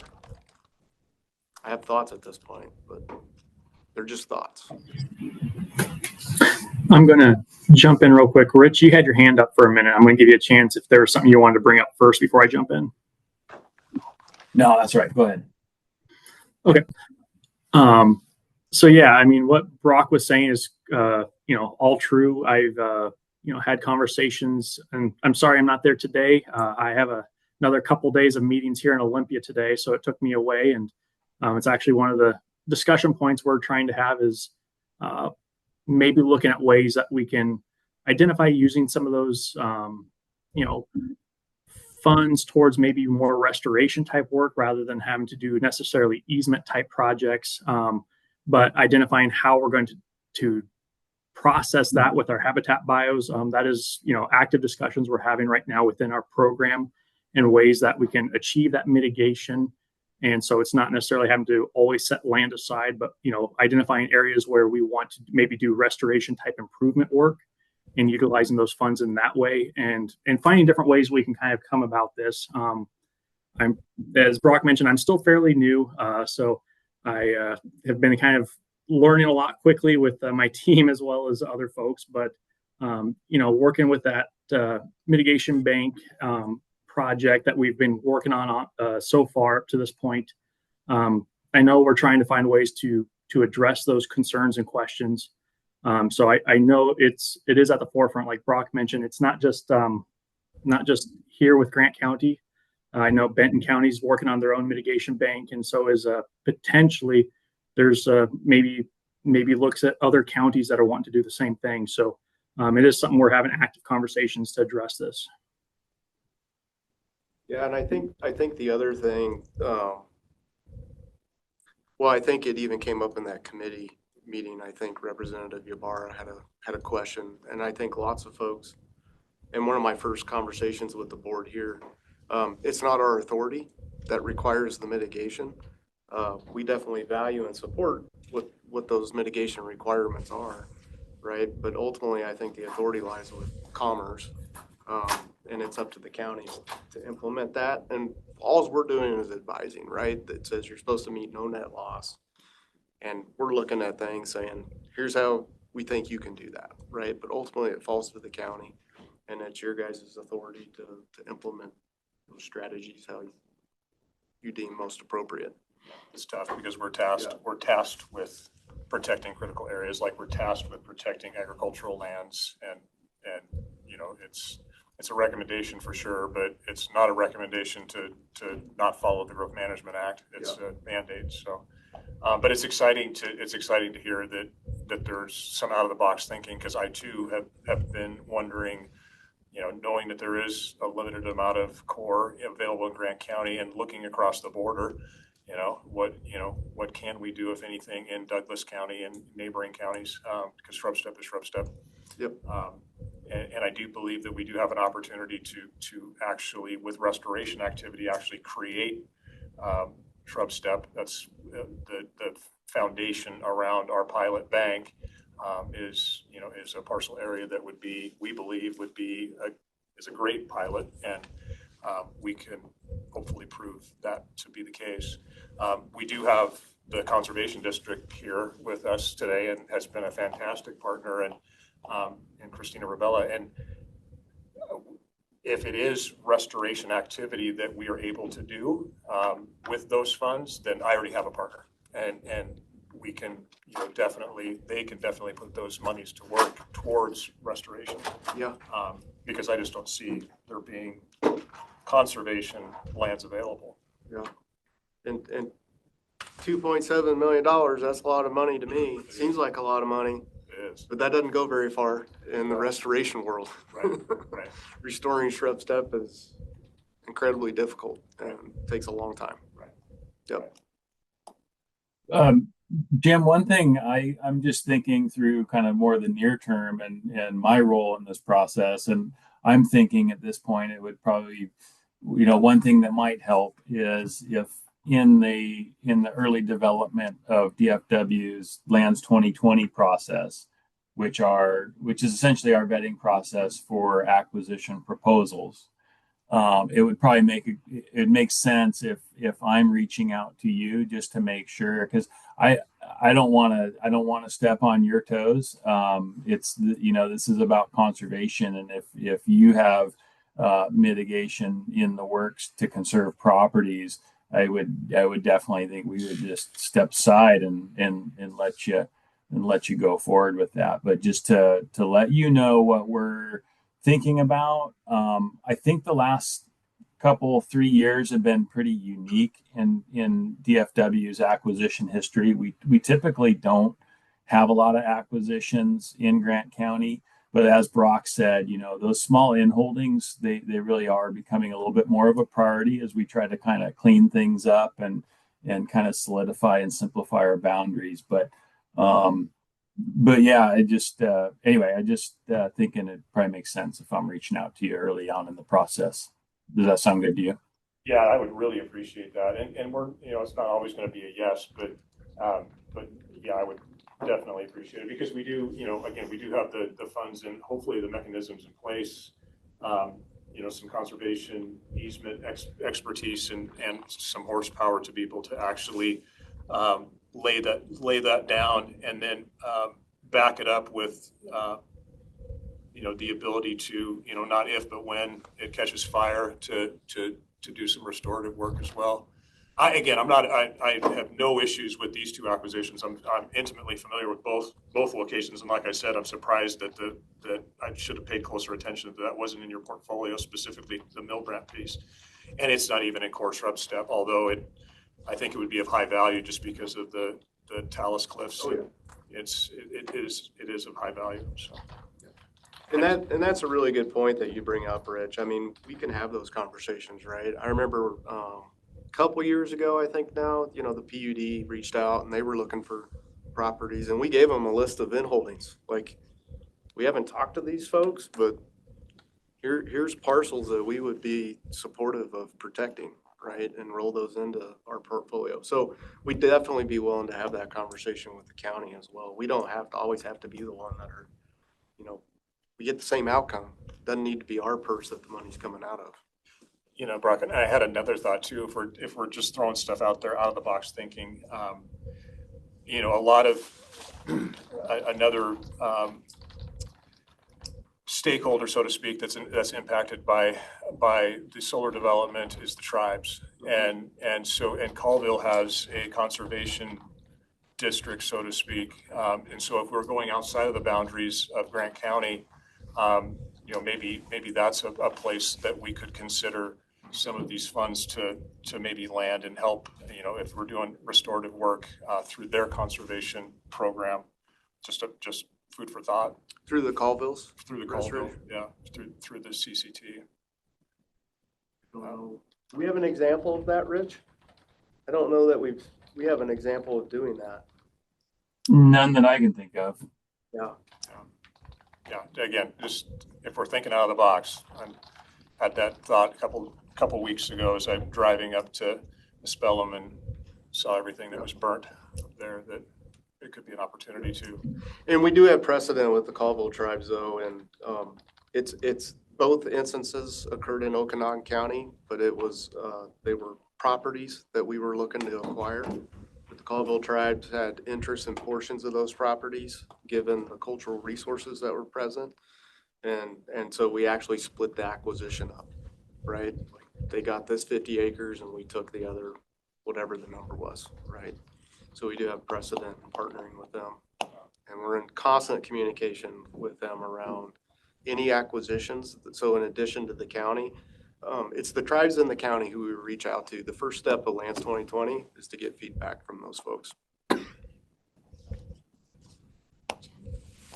it okay? Is it okay for public comment?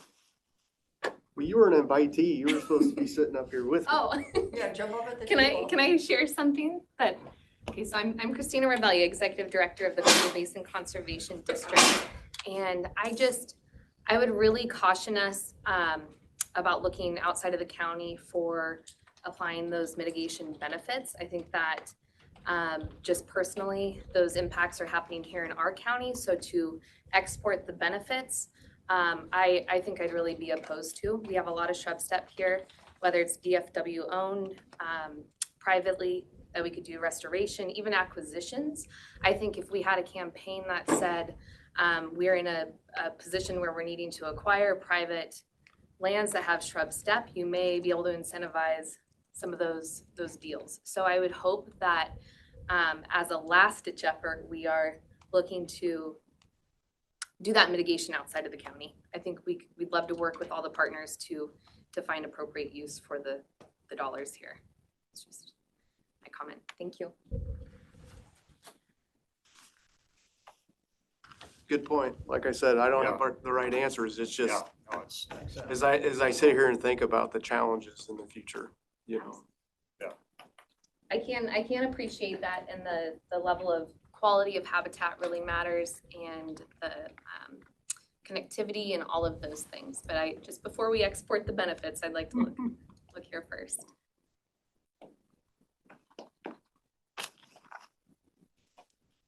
The shrub step has been one of my bigger challenges in my district. So it's new or newer, and it's not well received. So it's been a challenge. Tom was over doing the shrub step with the jail project.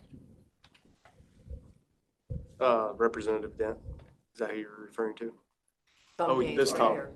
Yeah, so I'm the developer jail for the county. And then sold the 34 acres to the PUD, and then they had to mitigate that to one somewhere. So they go out and find 68 acres. Yeah. It's challenging. Pretty soon you run out of room.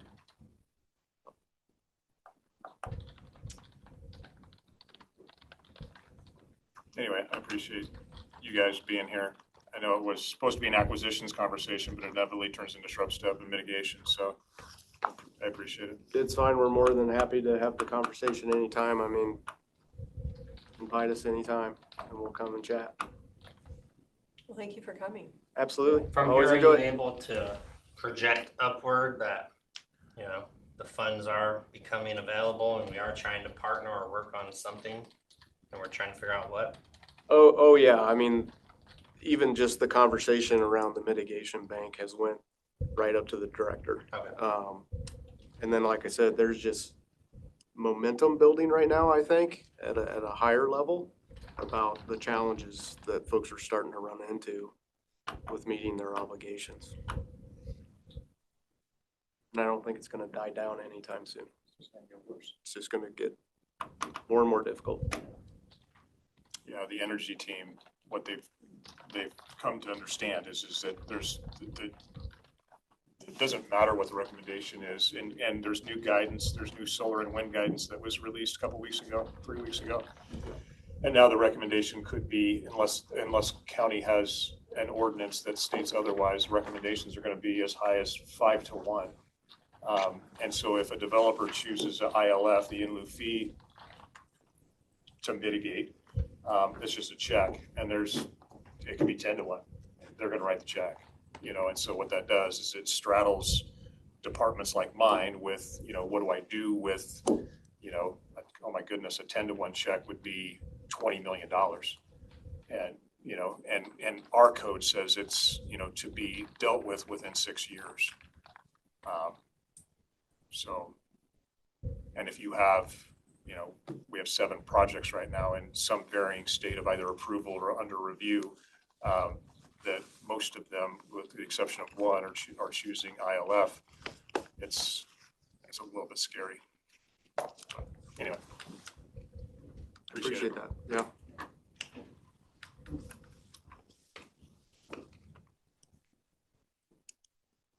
Anything else for Fish and Wildlife? I got nothing else. Brian or Rich, do you have any closing remarks? No, I just want to say thanks for the opportunity to talk to y'all again. I appreciate it. Yeah, and I'll just echo that, and you know, I'll be here if you have more questions, and as we kind of work with our teams to develop some new ideas out there to work with with all of you to, you know, find ways to utilize these funds. We're going to stay in contact, and we'll try to keep working with you. Appreciate that. Thank you, guys. Appreciate it. Thanks. Thank you. Christina, did you have any last words? I think I said all that I All right. felt. Thank you. Well then, it is 1:36. We'll take a quick few-minute recess and be back at 1:40 for our draft budget review.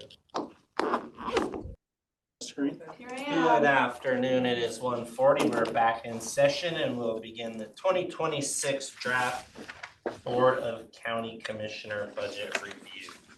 I should have brought the projector over. Commissioners, you guys just want to start with the 101? Sure. Regular roll, okay.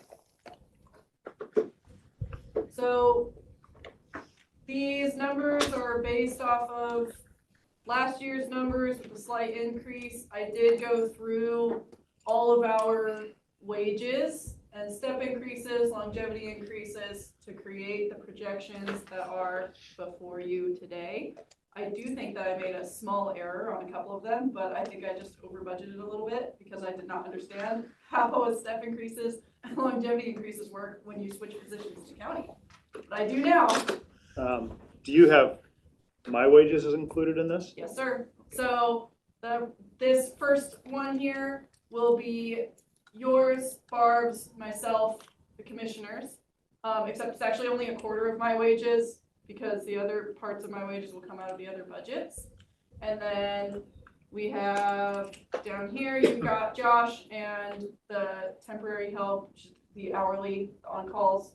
I'll scroll back up. And then we have Carrie's and public records at the bottom for wages. Are your benefits accurate? That's what everybody's been talking about. They look a lot closer than everyone else. I want to say yes. The spreadsheets that Mandy had sent, the formulas seemed to work. There were a couple of them that the numbers didn't change. It didn't matter what salary you put in there. And I think that that's how they're supposed to be. And it was But- different among some departments. You know, when Vanessa plugged them in, they were different than when Decorah plugged them in. There were some differences in the formula. So I know that they're working through that this week. So these are as accurate, well, they're accurate according to the calculations in the spreadsheet that Mandy sent us.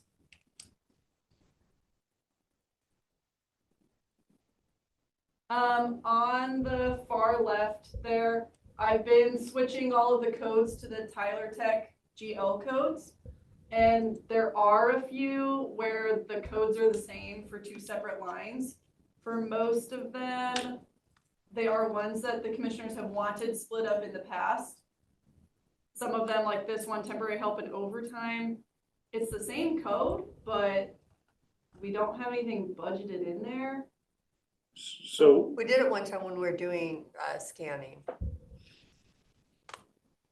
You want, so I guess the question here is that, like these ones, communication and interfund communication, or the miscellaneous seminars, schools, and workshops. We have reached out to Mandy, like specifically for this one, we've reached out to Mandy about splitting up those codes and just have not gotten confirmation that that's happened, that, well, it has not happened.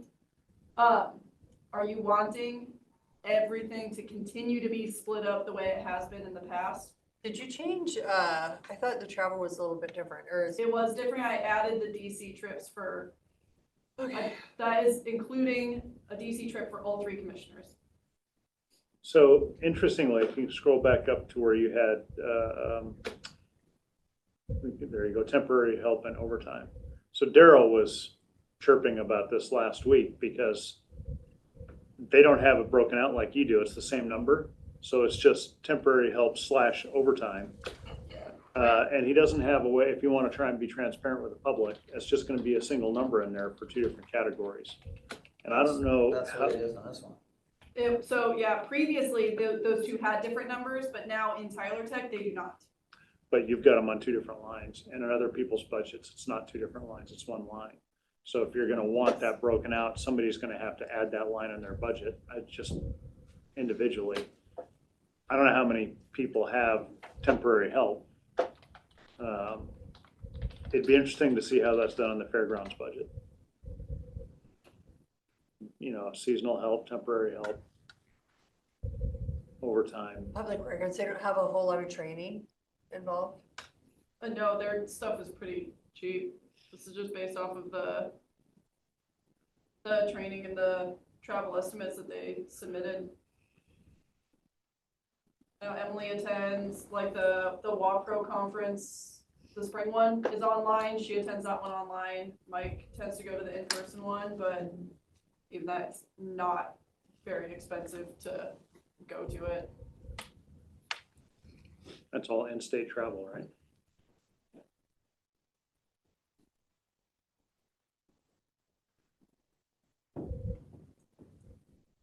So have you, by chance, run a calculation what the increase in your budget is over last year, even if you had to back me out of it? Because No, all I can tell what you. I So, see is just 100%. yeah, your bottom line, Do you have more Is- off to the right? Or is that it? no, this, whoops, sorry, going on the wrong one. No, this is just it. Okay. The little notes column here, ignore that, that one's not supposed to be there. Like I put, you know, including BOCC, Tenneco DC, this So- liability insurance was an estimate that I got from Blair, but I think that was before we got the actual number, but your bottom line budget for 2025 was 1,388,508. So actually I have less budgeted in here than, I have 1,328,000, so we must have done a budget extension. we must have. Or was that the, Can you scroll back up to the insurance too while you're figuring that out? which, you want, like the liability? And yeah, so that estimate from Blair, does that include the excess? No, that's a different fund. The, general liability and excess liability will go into, I believe, one. Because we're still figuring out how we're gonna dole that out across departments. Right, There's a lot. and yes, that's, the liability is, I believe, what our office would pay. I think that. And we've come up with a couple of different scenarios, and I think we're just gonna have to pick I one don't that think seems the we've most fair. divided it, well, because when we divide it up amongst all the different offices and departments, it's gonna show an increase in their budget, so it's gonna be hard to say Yeah. if we could look at it without the insurance increase. And then- Well, we can show you what the change to everybody's budget is gonna be though, because we've got it broken down across departments. We're just deciding which scenario we wanna use. So, you know, Still have that. based on, We need to based capture just that on budget. incidents, your biggest changes are gonna be public works and the sheriff. You know, but we're still manipulating public works. They had 64 incidents, but 25 of those were near misses that don't actually count. So we had to back that out and then completely change the projection. And then we decided to change that again. So I haven't reviewed the latest formula that Blair sent me, but we can break it out and show you during their budget meetings. Hey, by the way, this excess insurance is going to cost, you know, the BOCC office $13,000. Which would be on the low end. You know, I think you guys had one reportable incident. I'm just reluctant to move forward on the 2026 budget without numbers. It would be nice Well, if we even knew what a reserve was, we could, because last year we had to have our reserve to balance this budget, so I think we'd have to be really careful to see, to balance it with the actual revenues that are coming in and not use the reserve to balance our budget. And you saw what I sent you from Daryl. But it's not everything, it's just what he works on. Well, Missy, it kind of sounded like it was probably going to be the same as last year.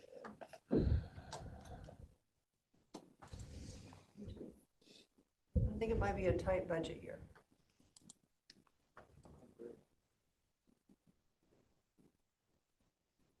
It's gonna be tight, and there's a lot of big asks coming.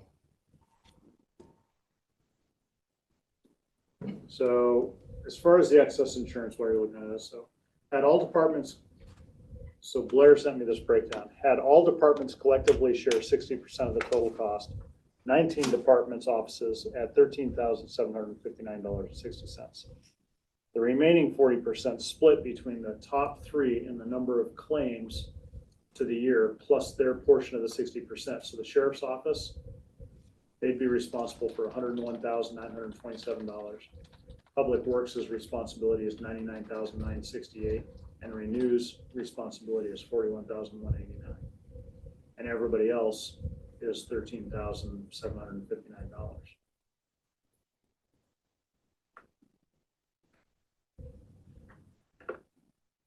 It just, there's numerous ways you can break it out. What somebody's gonna call fair or not fair is gonna be just something that they're gonna have to absorb.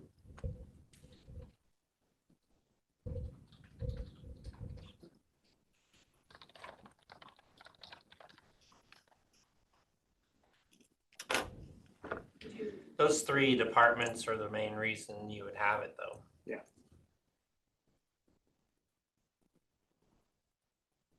Did you guys have any additional questions on this one? Did you want to keep going through it in detail, or would you like to move on to a different one?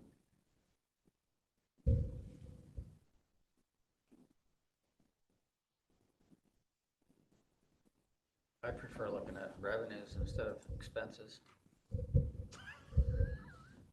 We don't bring in a whole lot of revenue, so it's pretty pathetic.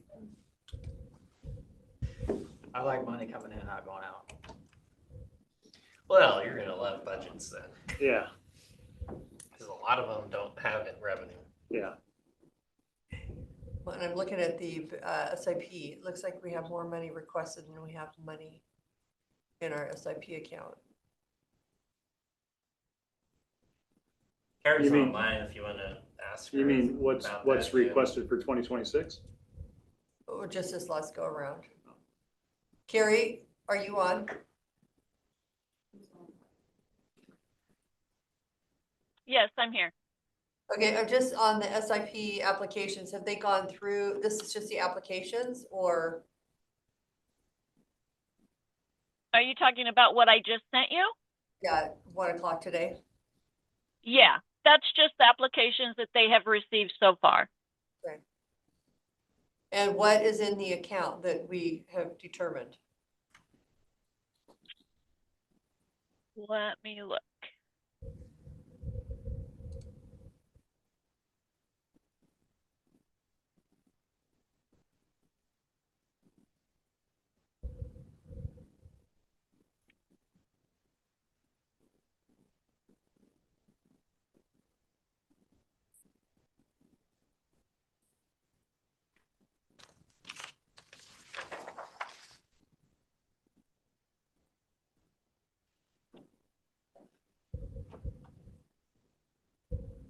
Or do you know what the revenue we've taken in 2025?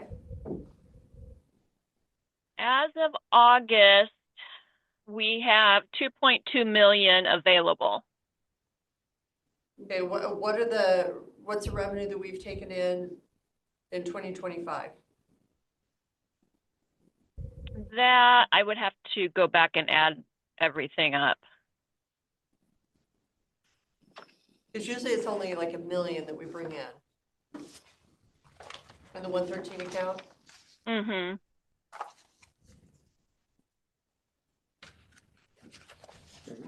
Let's see.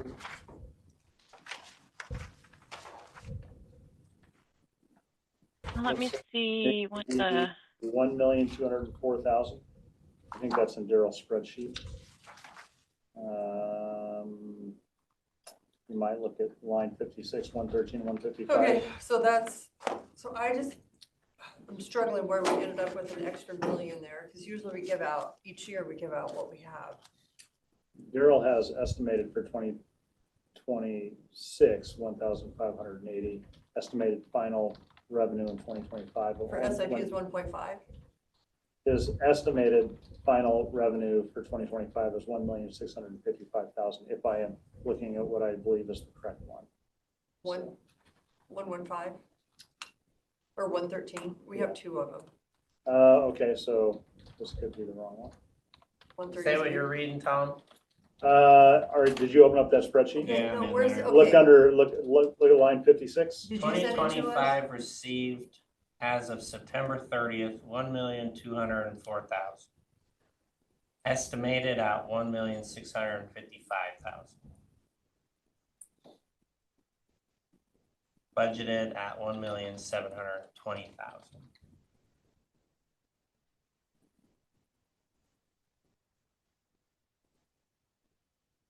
On the budget, did Daryl send it or did you?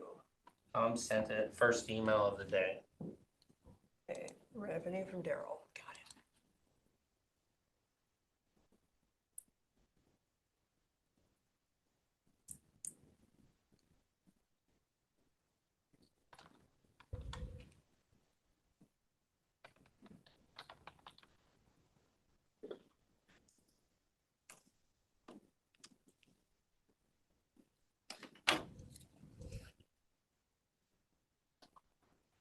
I would feel better using the 1.2 revenue for the year. I just don't trust our numbers to go 2.2. His estimated 26 is 1.58.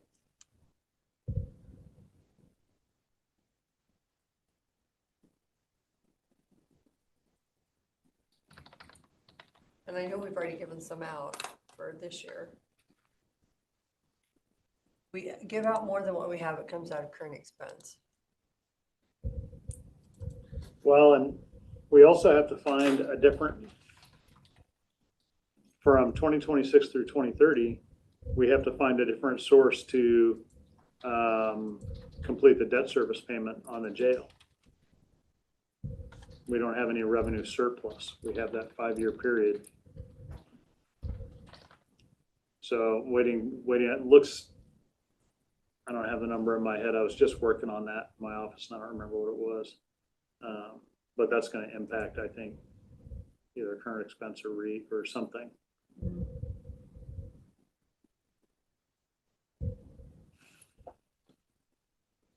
we could use our 133 account. We can use part of the 113 if we need to, but I hate to use too much of it.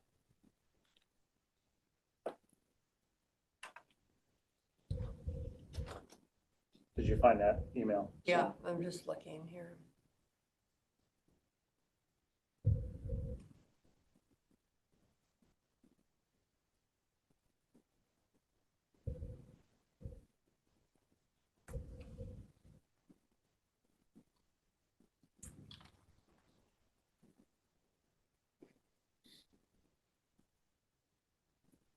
Our emissions tax is down.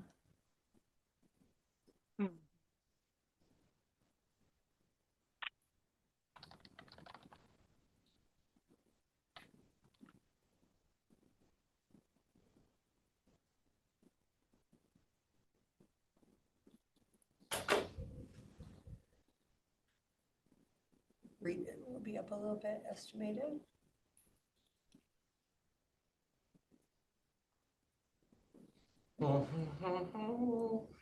Which ones are you going through still? Or totally different page. So I mean, all of the budgets that our office controls, there's the 101, we have the disability board, the museum, miscellaneous general government, board of EEC, SIP, tourism, economic rural, which is the 133, LTAC, grants admin, which is 190, ARPA, which is 191, ARPA lost revenue, which is 193, and the ARPA PILT, which is 194. And then Tony's online also for the vets budget. He can go through that real quick if you guys want to look at that. You have to leave. Promote Tony to go panelist, and we'll start sharing his budget.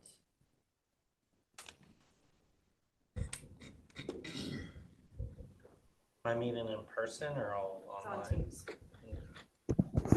Hello, can you guys hear me? Sure can.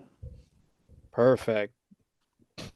So this is the projected budget for veteran services for 2026. I went in and put in mine and Trevor's wages for next year. We added a little bit of overtime on it. Usually I have 0 in overtime. So I put it a bit in there just in case we have to stay in late. We are definitely doing some things that sometimes we're staying a little over, but we just kind of flex the next day. Everything else, I kind of just multiplied by 2. Talked about insurance for him and see how much he's looking for insurance, what he's doing for his insurance coming up. This year he's going to do the buy up. So we multiplied that off his pay stubs and we got that. Office supplies, we added a bit more in office supplies previous year because now we have our own office and we're having everything there. So usually with the commissioner's office, we'd share supplies, but now since I'm in my own standalone place, we're going to be getting everything delivered to us. Biggest thing is just the bottom. If we can scroll all the way down to the bottom, is just what we're doing for veterans. The veterans direct supply is 8,000. Usually what we do for it. Food consumption has always been the big thing for veterans of 15,000. So whenever they come in, that's one of the biggest things they always ask of us. Direct fuel, I'm working with a gas card company, seeing if we can go with 76 just to do direct gas cards. Biggest thing I am fighting with that one is for many gas cards, if you just buy the card, you can also use it inside to buy alcohol or anything inside the store. I'm looking for a gas card specific just for gas, so they go into the pump and they do that. What's that? Is there a question? Carrie, can you mute your mic, please? I got her. Okay. So working on that right now. Professional services, that one for anything between plumbing, electric. We usually have something like that going for veterans. Medical and travel still at 0. Travel simply because I wanted to do the fuel gas cards, so that kind of takes it out of travel. Lease and rentals is one of our always biggest things because rent is usually within 1,300, 14 for a veteran, so that one gets eaten up pretty fast. Motel stays 5,000. We do quite a bit, but we only pay for the initial stays where I partner up with Hope Source, so this way they can take over for the remaining time with the veteran stay. Utilities, still pretty big one for utilities. They come, ask for water, electricity. Miscellaneous, 8,000. That one is just more for clothing. If a veteran needs clothing and we don't have anything on hand, we go over with Walmart. We get them the main stuff items, boots, clothes. Burial fees is always going to be one that's big on us. 15,000 is where we're at right now for it. We're under it for this year, so I think 15,000 again for this coming year would be pretty good. The period adjustment, that one isn't really mainly used. That one is for if a spouse of a veteran that wants to use the fund within 6 months of the veteran passing, that's where that would be. But usually we don't have that case because when the spouse comes in when the veteran passes, we put it under the burial fee because it's for the veteran directly on that one. Is there any questions about my budget or my projected budget for 2026? Well- Yeah, I'm just looking at. Go ahead. No, go ahead. I'm looking at your numbers. You had 275,000 for a 2025 budget, and you're only asking for 292, and you have a new position. So what is getting cut so that you're only up less than 25,000? You're up like. So up there, I did my best to estimate for Trevor's position and adding it. And last year, I kind of cut it already in the direct support to a lot for Trevor's position for the veterans assistant position. So last year it was kind of chaotic because when I did the budget for last year, I projected the person being there. But when it came down to budget, because everything how everything happened with the county, and I wasn't supposed to project the person last year, which I think that's kind of where I don't want to. Last year you already had this position in. And now you're just up the difference. Okay. Yeah, so that's basically what happened because last year I projected it, but then they told me I shouldn't have projected it on my budget. And then that's where we did the PMR request later on in this year. So, but now that the position is fully in this year, that's where it's different. Okay. So my question though, Cindy, is how did you know that, right? Because if I'm looking at this or if the public's I'm looking looking at this you're looking at budget last year's book, budget, because this right? is where I have to have a base. Yeah, no, I So agree, and so can you change your columns on here? Because otherwise I have no idea where I'm So, at. so on your Except actual in one of the column, it's all buckets, zeros? look at it. Because you have the 2025 budget for him on there, or no? It'll mess up the formulas, because the way that the spreadsheet is made right now is that when you put itemized expenses in here, it changes the actuals. So I guess, and my question about this is, how do we know? So when we're all done, right, if every Tyler budget looks like this, and this is my fear, is every department's gonna come in looking just like this. Yes. And we're not gonna, unless we're looking at that book, we're not gonna have a way of knowing how much we've increased or decreased our budget unless we're working off two completely separate. Does that make sense? Yes, it does. So these spreadsheets are just the ones that our office specifically uses to track expenses that come out. And So the plan was to be putting it into Tyler Tech? I know. Well, I know. So now scroll back up to the top though. Yes. His temporary help and overtime are two different numbers. You got Yes. 1201 and So 1202. this- I have not gotten to his fund yet to Oh, okay. add the Tyler Tech codes. Okay. But this is a good example, like how it's two separate numbers here. This is how the commissioner's office ones used to be. But That's how it should be. yes, and in Tyler Tech, they are rolled together. Fairly accurate. Yeah, this is. And Sorry, all of this has nothing to do with you, Anthony, but you're creating a great example for us. No, and I figured when you guys were mentioning it, it's just because in years past we'd have the previous budget with the new budget kind of two different forms, and if we're supposed to go to Tyler's and we expected something different, then it's going to be that learning curve, the growing pains of everything. And if I'm the first one, it is what it is. Well, it's just the way we're gonna view it and how it's gonna look. And No, and we found where our budget was last year, or I should say last year, 2025. So we can at least look at. for the current year versus what's projected for next year.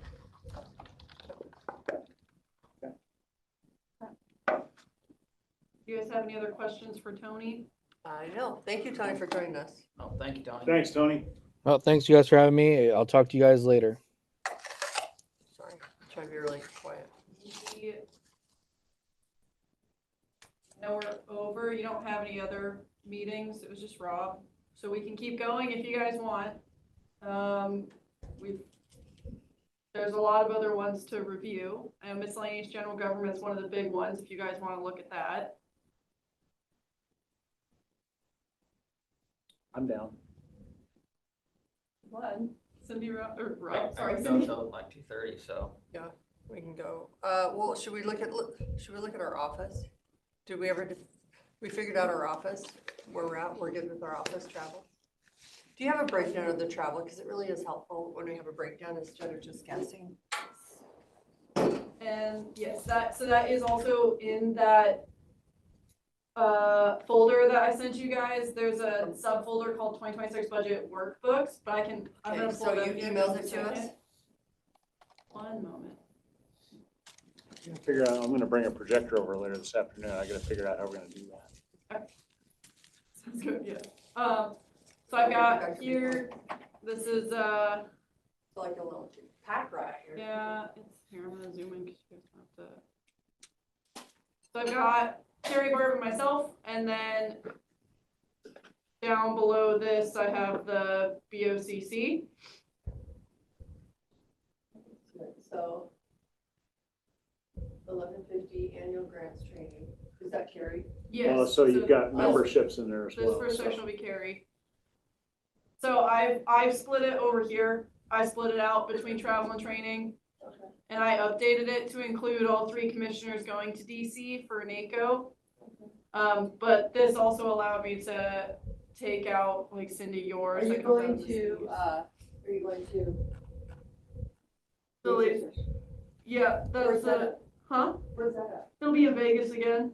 It's the same, it's that same tech conference as last year. The registration for it is free, so we're just paying for the flight and And the did you feel, hotel. I mean, did you feel like you got something out of it? Flight, Yes. hotel, and per diem. Yes, my one request was to go a day early and leave the day after, because I tried to fly in the first day and fly out the last day, and I really feel like not having those half days. Like, Sort of a killer. yes. It there were depends, quite a depends few on classes. what they have scheduled. So Philadelphia was like that for NACO. It's East Coast, you couldn't get flights in, and on the last day of the conference, when most people were flying out, we had an event at 4 o'clock in the afternoon. Yeah. It was like, well, how do we get all the way back to the West Coast?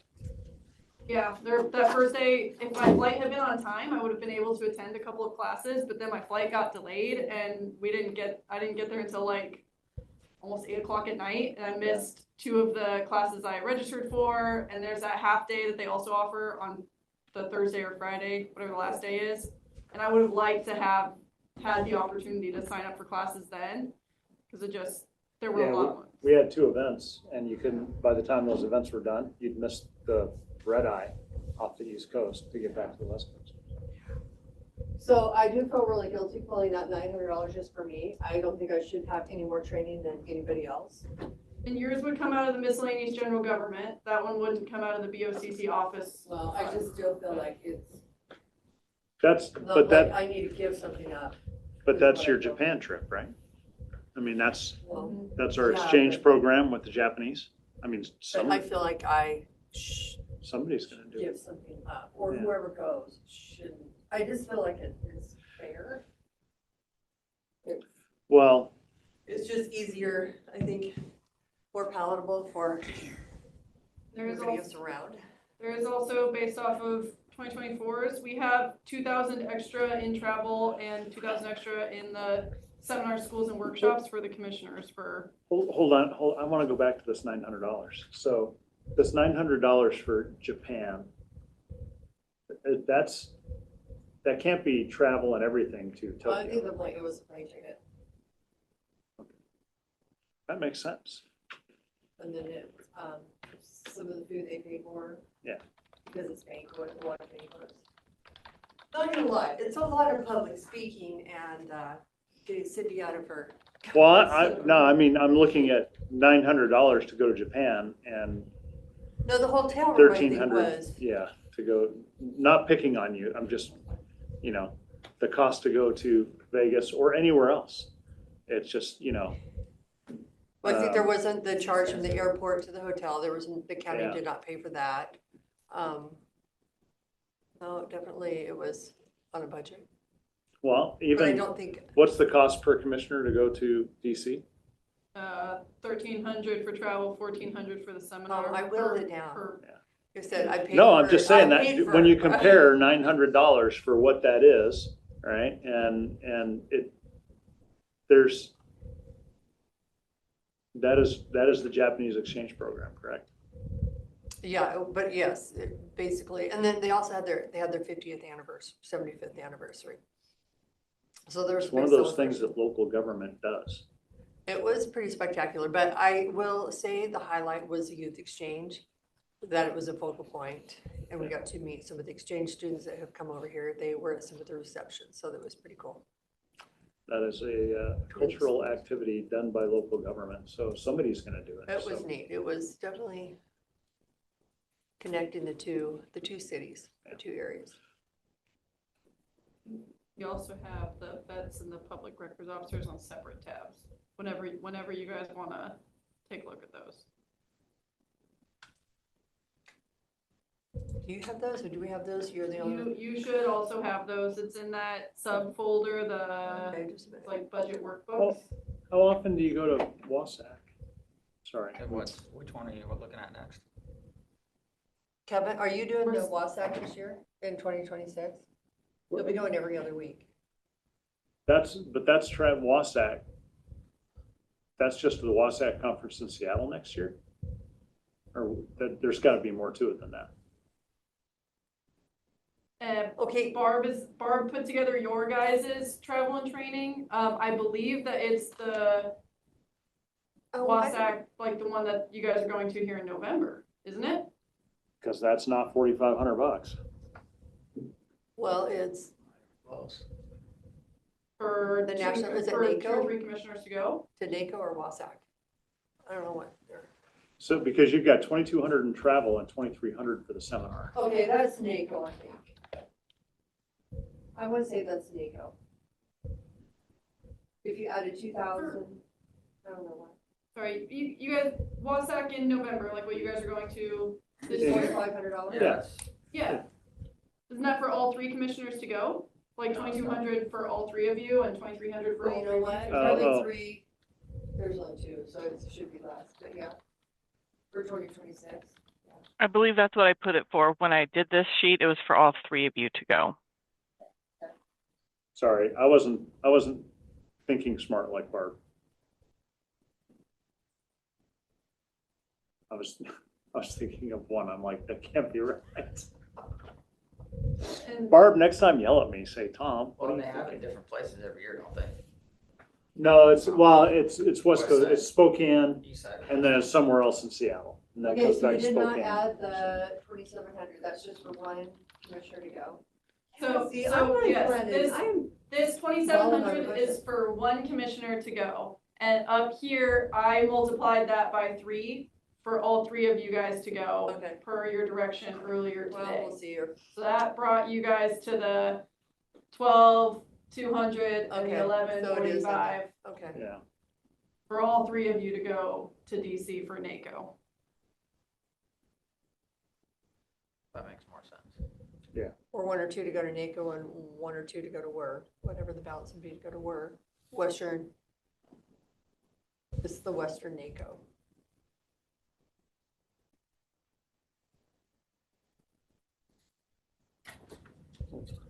Okay. no. And then I know you were asking about this is the public records officers travel and training one.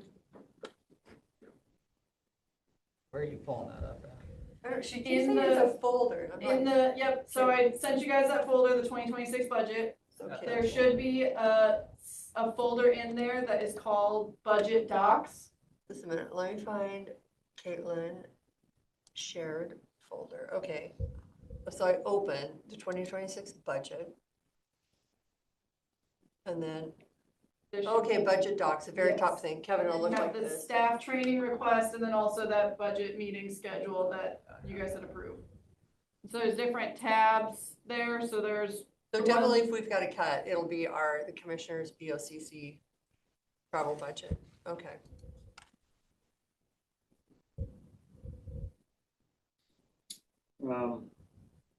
Sorry, I have to ask this question real quick. I sent you all an email a couple weeks ago with a brass plaque for the jail. I think it's wonderful. Did you- I replied. I didn't see it. I think it's great. Yeah. Oh, lighting wait, is- no, you did reply. I didn't get a reply from Kevin or Rob. I think I didn't know you need to say, I'm looking for a reply instead of, Yeah. this looks great. Because we can't all reply to the single email. That's fine. That's true. So I think I replied not on that email at a Yep, different time. yep. That's why. They just need to order it and move forward. I And think it's it's being good. donated. Kevin, by are you Lighting, okay so- with the plaque? Kevin, your name's on it. Yeah, heck yes, he's I just good don't for it. look at it. Sorry, didn't mean to interrupt. I just popped into my email. Well, I was looking for a WASAC. Yeah, I liked it. Mhm. Lighting is paying for it. It's at the commissioners. And the sheriff. I hope it had you on there as project manager. Because I thought, oh, we should change that, but you have been the project manager there. What date was that? Probably 3 weeks ago. Let me find it now. You can't start us on a wild goose chase and then. I know, I'm we're sorry. supposed to be on a Of course, budget. I deleted it. I don't see it. Okay, I'll resend it. Again, I didn't mean to get you off topic. You guys have any more questions about any of the travel and training? I'm gonna forward it to you here. I don't think so. I didn't have any. No. I'm gonna send it to you. You want to go back to I don't the BOCC budget, the overall, or would you like to move on to a different fund? I think we're okay with BOCC. It's hard to look at something when we don't have any numbers, so right now it looks great. But it just gives me something, we have some whittle room if we have to whittle some things down. I'd rather whittle and travel down than do layoffs. You want to look at miscellaneous general government next? Yeah, we could. Did you get the plaque? So, It's great. I like it. Oh, Kevin likes it because he's the first one on the list. That's why he likes it. Kevin loves it. I don't care. I'm joking. It would look weird because you're. okay, so which one is this now? This is miscellaneous general government. Switch it up on me. And it'll be under miscellaneous 125.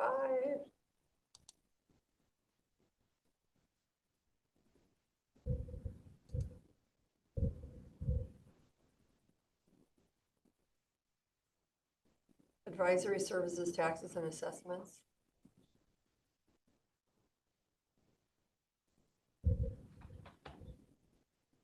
That is your property taxes. That's the biggest chunk that comes out of there is property Okay. taxes. So I Oh, left that taxes, one. okay. The meal, since we're meeting quarterly, insurance deductible. Fund insurance miscellaneous, $1,000. Membership and dues, 78,000. Interfund insurance, you've got per Blair's recommendation. Yes, both the insurance deductible and interfund insurance were through Blair's recommendation. That was, those were his recommended budget numbers. Pension and other payments to retirees, DRS. Oh, I was gonna ask, I saw an email from the Health and Welfare. Wellness Committee, and they wanted a is it 5? Was it a 5% increase? I think it was a 5% increase. Where did that come from? Did it come from? That was an email from me because I sat on the committee. I'm your representative, and that's what the Health and Wellness Committee was going to recommend for next year. 5% increase? Okay, thank you. Yeah, so you should be getting a letter from them. So would that be, like, the employees had 5% and county have 5%, 5% clear across the board? Honestly, they didn't clarify that. They just said 5%. So hopefully their letter that they mail to the commissioners will be more clear. Okay, just don't want to skip that, which some years we have not done anything, but I feel like when we don't, we get farther behind. I haven't seen our insurance. It's been a bit. So what happens with these judgment damages if it's not used in that year? It just carries over to the next year? Well, we just budget again for, unfortunately, we do get to pay out, so. And that dollar amount is, I did not change that dollar amount from this year to that one. So I think we have had some settlements, some smaller ones, but if it's something like, let's just say if Tom's department did something erroneous, we would say, Tom, this is or you wrecked 3 cars, we're like, put that in Tom's budget so he can feel it. So we try not to put everything in that one. We like if somebody wrecks their cars, we want them to feel it. $10,000 deductible. So that doesn't come out of our budget? Not always, but we have a weird one. We had one that impacted a few offices. I can't remember what it was just recently. Okay, we're getting close. Kevin's getting ready to.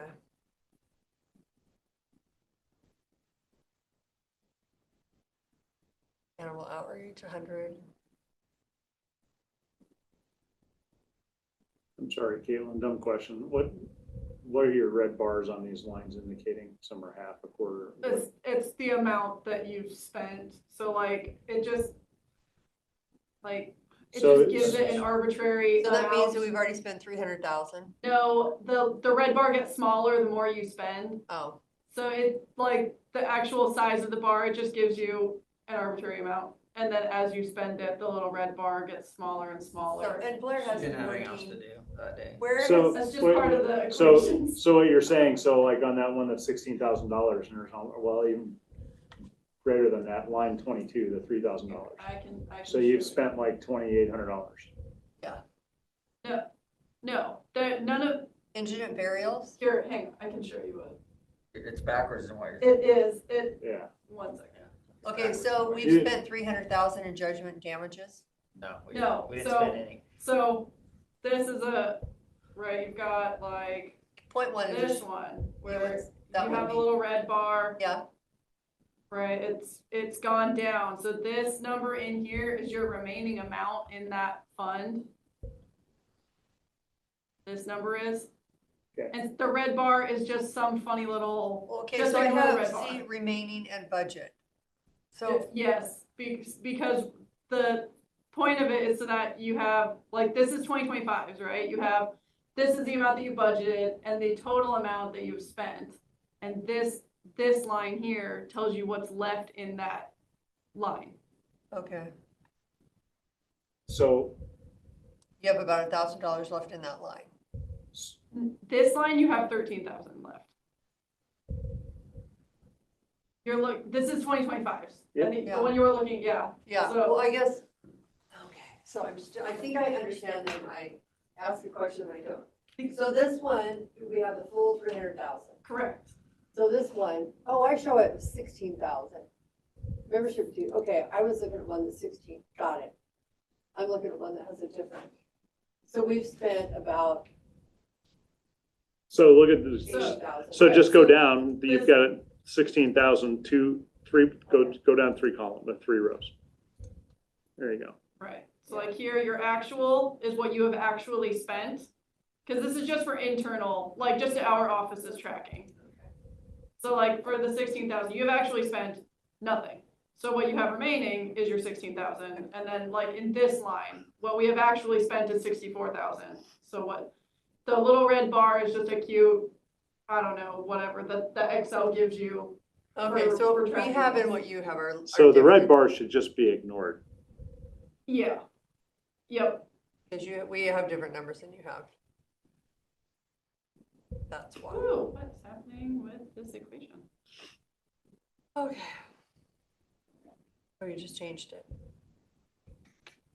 Well, there was some funny little equation popping up, so I corrected the equation, so it's still there. Okay. Okay, I have no questions on this one yet because that's one that, again, we have to balance our budget and look at it. I did increase the budgeted amount for external legal services since we are very close to hitting our maximum this year. We budgeted 60,000 in 2025 and we've spent 56,248. So I increased it My to. Board of Ed budget's not rolling out. By all means. We have Board of Ed. You wanna look at Board of Ed next? I'm just trying to go through. Kevin, is there one that you need to look at? 49,000. Small tools. Yes. Are they buying more laptops? They just were- bought them. We were going to request laptops because they currently use iPads and the iPads are actually the worst thing ever to try to look at those petitions on. They're terrible.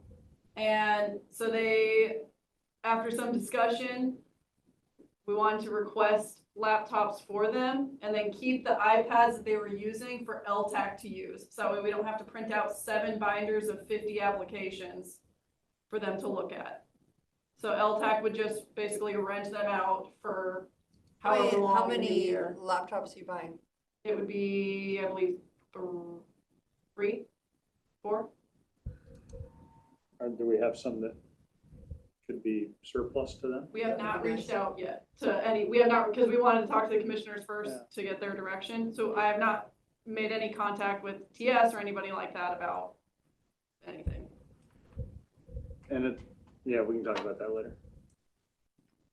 I'd like to know more about the issue that why the iPads don't work, which is probably true. What is it that they're Some reading? people really struggle with There, it. I like it, but I can show you what some of the petitions. Later, it doesn't have to be Okay, right well, now. it is So- like 2:29. Yes. We probably should just wrap our meeting. We have gone over. So we will wrap this up and we will reconvene at 9 a.m. tomorrow morning.